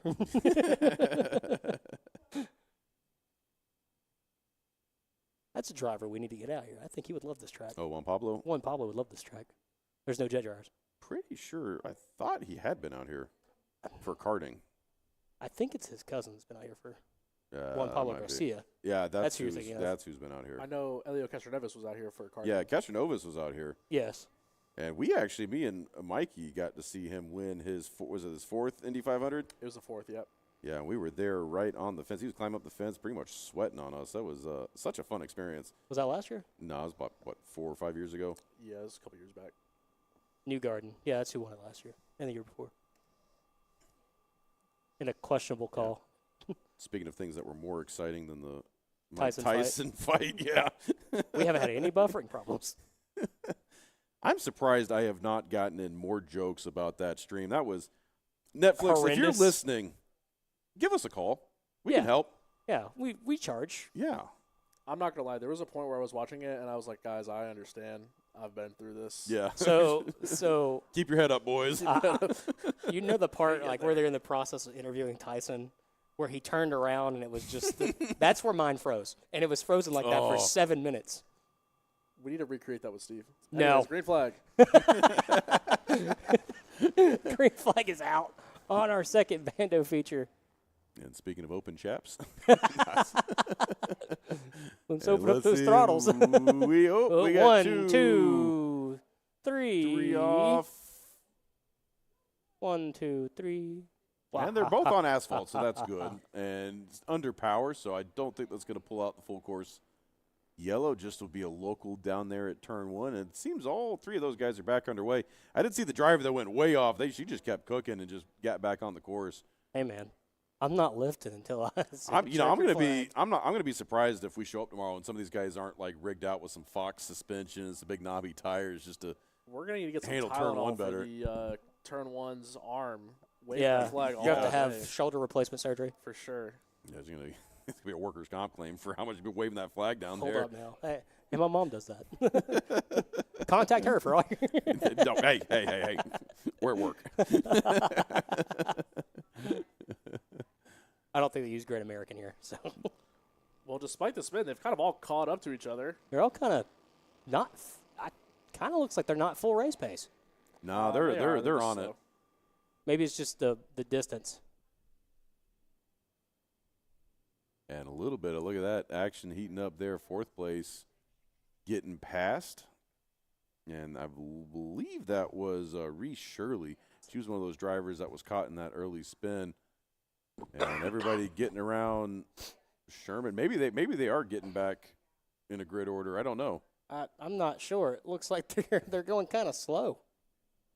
Maybe they're just being cautious. Yeah. I know we're race pace. There's no yellow out.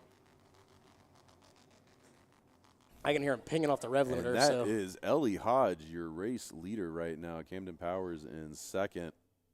let's see. Reese Shirley in third. Yeah, second time's the charm. They got it through a little bit quicker. And the thing is, it's not like they're all doing it bad. It's just one of them locks up, and And then they all lock up. They all spin because they're all panic braking. Monkey see, monkey do Yes, type of situation. Well, and the thing, we see this happen a lot at the kart track because just like the go-karts, these only have a single rear axle disc brake.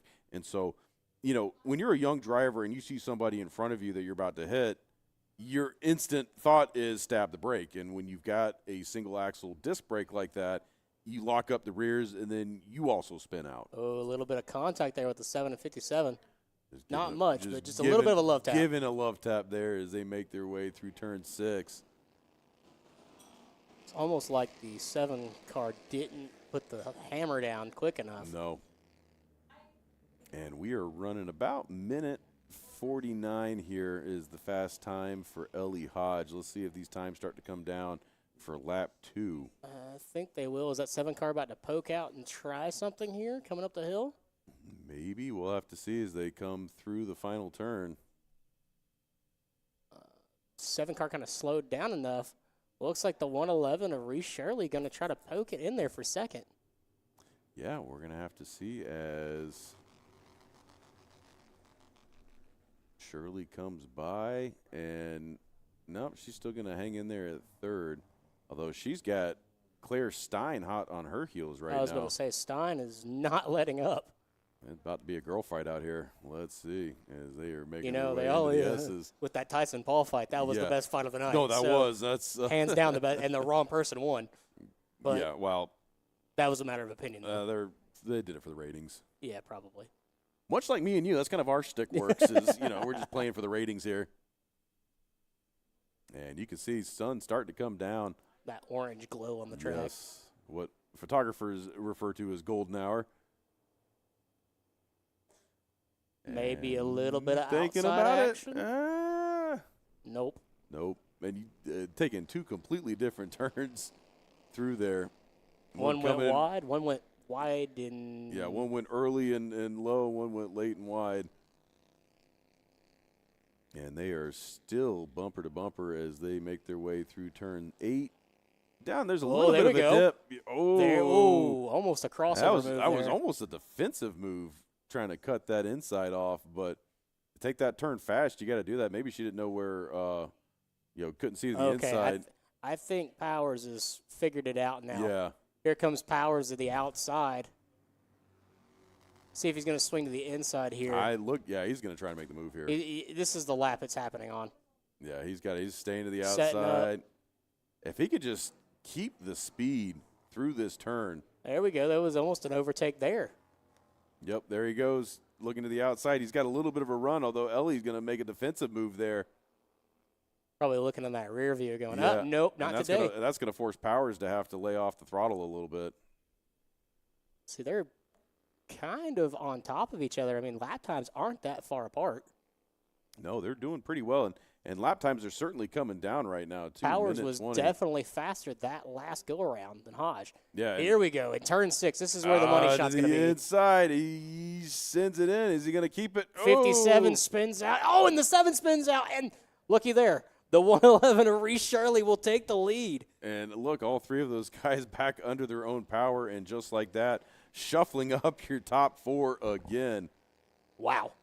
And Reese Shirley, that's her race to win as Yeah, long as and- she doesn't spin out or anything. And Powers, because they're going to get the one to go next time by. Powers, tough break there because Yeah, the that way one he finished hurt. out that spin, he couldn't get that car back around quickly. Hodge and Stein were both able to get back underway. And Stein coming off the fastest lap of the race that previous the time. 129.047. And who's to know if this race kept on going, and they hadn't spun. Reese Shirley takes the white flag one more time around the road course.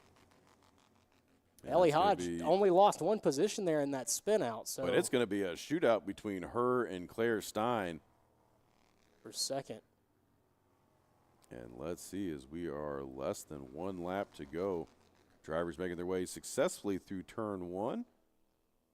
Let's see, our leader. Still don't know if I would take that bet or not, Mikey. That's kind of like betting on black or red and roulette and getting 0-0. Yeah. Our leader currently coming out of the carousel, coming down turn 5 into turn 6. Let's see how she takes this corner. Very cautiously. Yes. Very I wonder cautiously. if her spotter's on the radio saying, "You got this. Don't spin." Well, that Keep it 57 together. car is coming. Maybe they got us in the car. 88.7 FM. You can listen to us Yeah, we didn't mention while that you're out earlier. there. Yeah. A little late in the day to be mentioning that, Will, but I guess it works.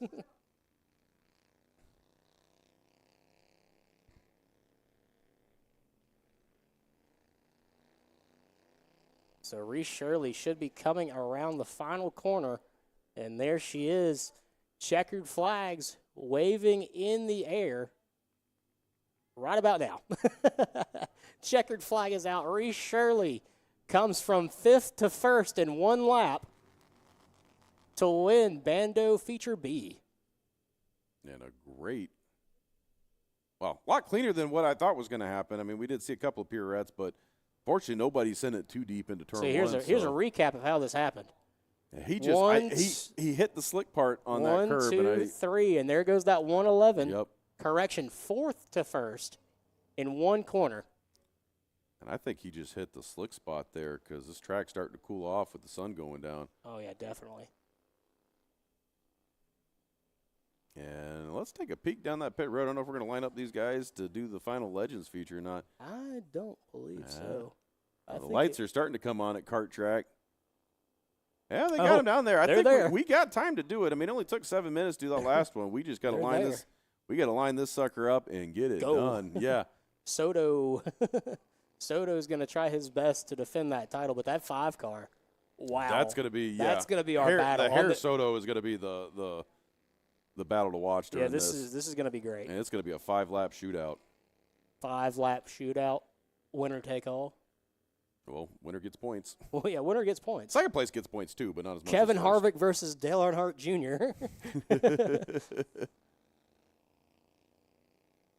Coupe versus sedan. See, I'm always going to root for the sedan. I'm a big boy. I like the bigger cars. Well, we were talking about it while you were walking down there, Will, coupe versus sedan, and I said sedan you could hold more moonshine in. So, So keeping with the ethos of the series here. of course. Yes. More gasoline can fit in the sedan for our younger viewers. Yes, in perfectly sized quart mason jars. Yes. That may or may not be clear and And might full burn of, if you drink it. peaches and cherries and apples and Yes. Preferably apples. Some flavored gasoline. Yes. Yes. You could find that at your I local didn't store. know that the fruit actually had an effect if you ate it. Yes. Did you not know? I found out. He Yeah, does the now. fruit. Does not- Actually, I don't know if I can legally talk about this. Wait, are we changing your middle name from Lemon Drop to Apple Pie Lane? I indulge in apple pie. Oh, He's so probably some peaches. apple pie moonshine. For the LRR viewers, peaches, if you get that joke. Some of you do, some of you don't. I'm just going to say Georgia peaches are better than South Carolina peaches. Oh yeah, Hands down. better than California too. I That mean, one's for you, every John. street is named after a peach, so I would hope so. Even though Georgia does not make the most peaches, No. It's probably some other country. it's a misnomer. See, look at What at we the- make are great racers Yes. And decent broadcast announcers. and running backs in the NFL. Yeah. And occasionally a good quarterback. You got to look at Trevor Lawrence. He's doing okay, considering all in all. I mean, Winston. Okay, we're not going to talk about that. Right down the road, Gainesville High School. Right there was at McGinnis Ferry. Yeah. McEver and McGinnis. So, guys, I have a little information real quick. Jennifer Binky says in the chat that it was a new setup, and then he also missed practice today. So, yeah, some problems on that car. They said they're looking forward to having a better day tomorrow. Well, we look forward to them being out here tomorrow, and congrats again on securing that sponsorship with Schottenkirk Ford in Jasper. And please correct us in the comments. Yes, if we mess up the names, please Please tell us. And I think we're going to get some green flag racing in here, and we're going to get it just in time, too, as that sun is definitely below the horizon. Oh, yeah. Good way to close out. And you wouldn't tell with today's- how perfectly exposed this camera shot is from our drone pilot, Daryl Cannon, Killboy.com. And the green flag is out. We are underway.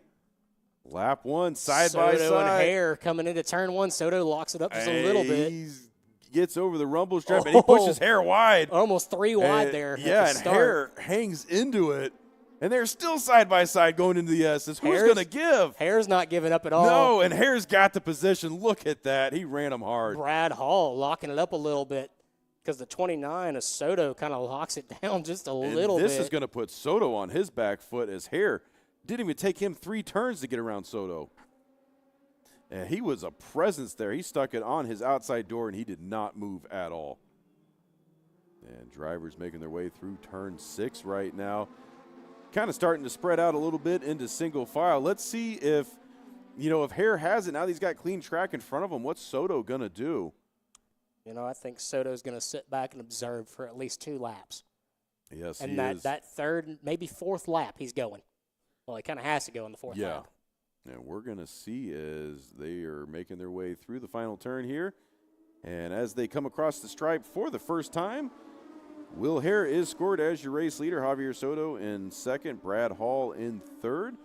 As they come into that heavy braking zone, turn 1, You see looking how- downhill there. You see how much that car bobbled of the Yeah. 5 car? That setup's got to be just perfect. Yeah, no, some of these guys, they've got them dialed in. And I mean, speaking of dialed in, look at Will Hare. He's already pulling a gap on Soto. Got about a half-second lead at the stripe, and I think that's getting bigger now. Even as we speak, that's about a 5-6 car length right now. And if Soto's not careful, he's going to have third-place Brad Hall up on his fender. Well, Hall's only about, 3-4 car lengths back. And back further in the field, they're all on top of each other. Yes, they are. Oh, Look at that. the That's inside. Garrett Fox on Phillip Young And I attempting think the overtake there. We got one going around out of turn 6. That is the red 68 of that's Dean. Dean Bowman? Benessi. Okay. Glad you said that. I was going to Or you say can say Bonsi. Bonsi? No, I was going to say that's- Bonsi. I would think Benessi. Again, if we mess that up, please come correct us. That's us Picken County's Yeah. public school system. Yeah, let me tell you about it. You want to know something? I went to Gwinnett County. Oh, jeez. Hey, me too, until my mom put me in Catholic school.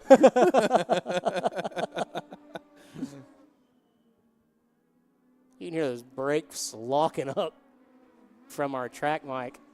And look But- at that. Javier Soto running the fastest lap of the race that last time. So he has cut that gap in half. We are now down to 0.3 seconds between first place Will Hare and second place Javier Soto. And you can see they're starting to leave third place behind right now. Both of them were a good second faster than third place Brad Hall that last lap. And as long as they Hare. can keep it clean.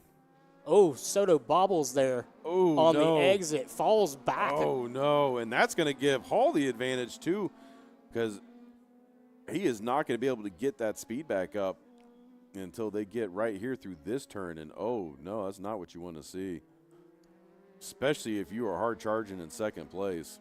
Soto was coming for Hare. I don't know if he just missed a shift or what coming out of the S's. I meant to say turn 6. Will Hare that time with the fastest lap time, 108.903. And now that he's got some clean track and not a lot of pressure, I think it's Hare's race to lose right now. We're going to be getting the white flag next time by.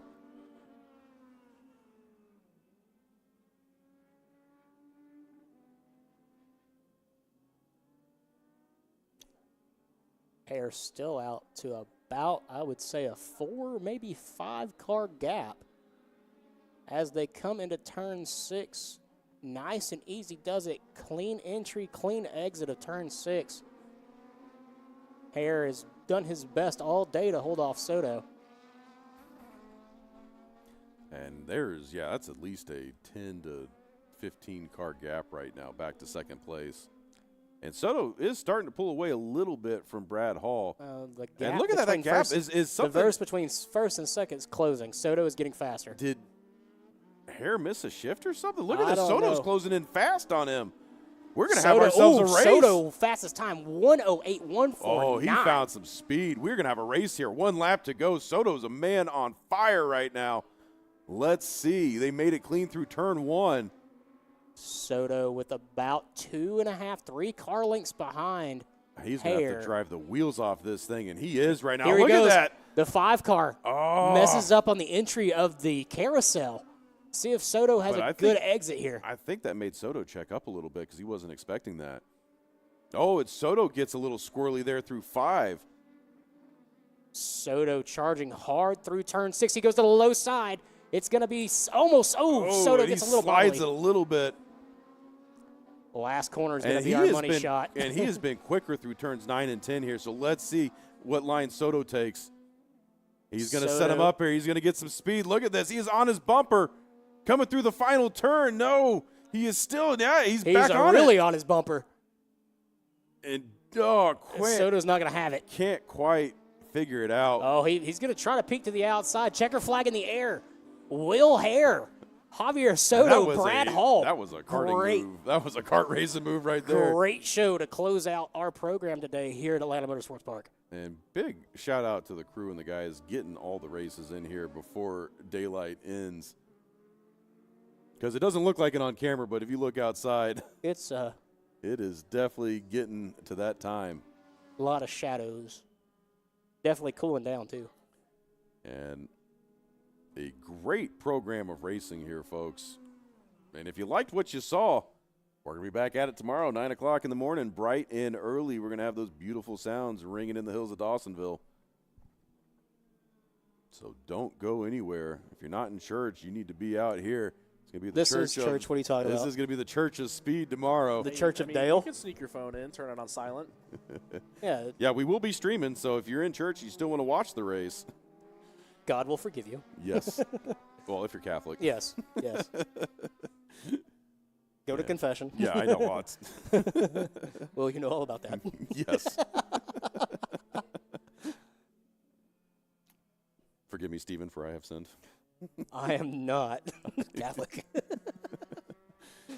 Well, all religious jokes aside, that's a great way to wrap up a broadcast here. But, exciting action. Steve, give some final thoughts real quick. Not what I was expecting coming in today. I was thinking it was going to be a little bit tighter, but to be honest, they definitely picked it up towards the end, and the action got a lot better. I have high expectations for tomorrow. The Bandos, great performance, minus the spinning. They're learning. This is probably their first time on a road course. It's going to take a little bit of practice. Legends, wonderful performance all the way around. Yes, Legends was what I was expecting today. Legends definitely proved Legends. Yes, and why we need to have more of this up here at Atlanta Motorsports Park. Turn 1 was pivotal, turn 6 was pivotal, and the last corner was pivotal. Yes, and the knowledge that these guys are gaining being out here, I think, is invaluable, and it is certainly entertaining to watch as they're out there doing it. So I think that's going to do it for us here because we are not going to be covering podiums. So for myself, Will Rigdon up here in the booth, Stephen Newbold, Michael Lemon Drop Lane behind the producer's seat, everybody out here working on the crew. We've got David Lane up there on Tower Cam, Ethan Denny out there on Cowboy Cam, Daryl Cannon, Killboy.com on the drone, Jeffrey Farver, Illumicube Engineering on the other drone, and let's not forget about our national anthem performer, national anthem, Savannah Nicole.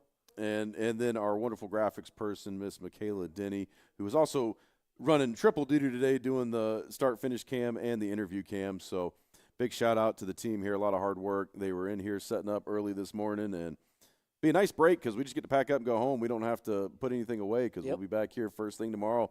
So, folks, if you like what you saw today, don't go anywhere. We will be back at it 10:20 tomorrow.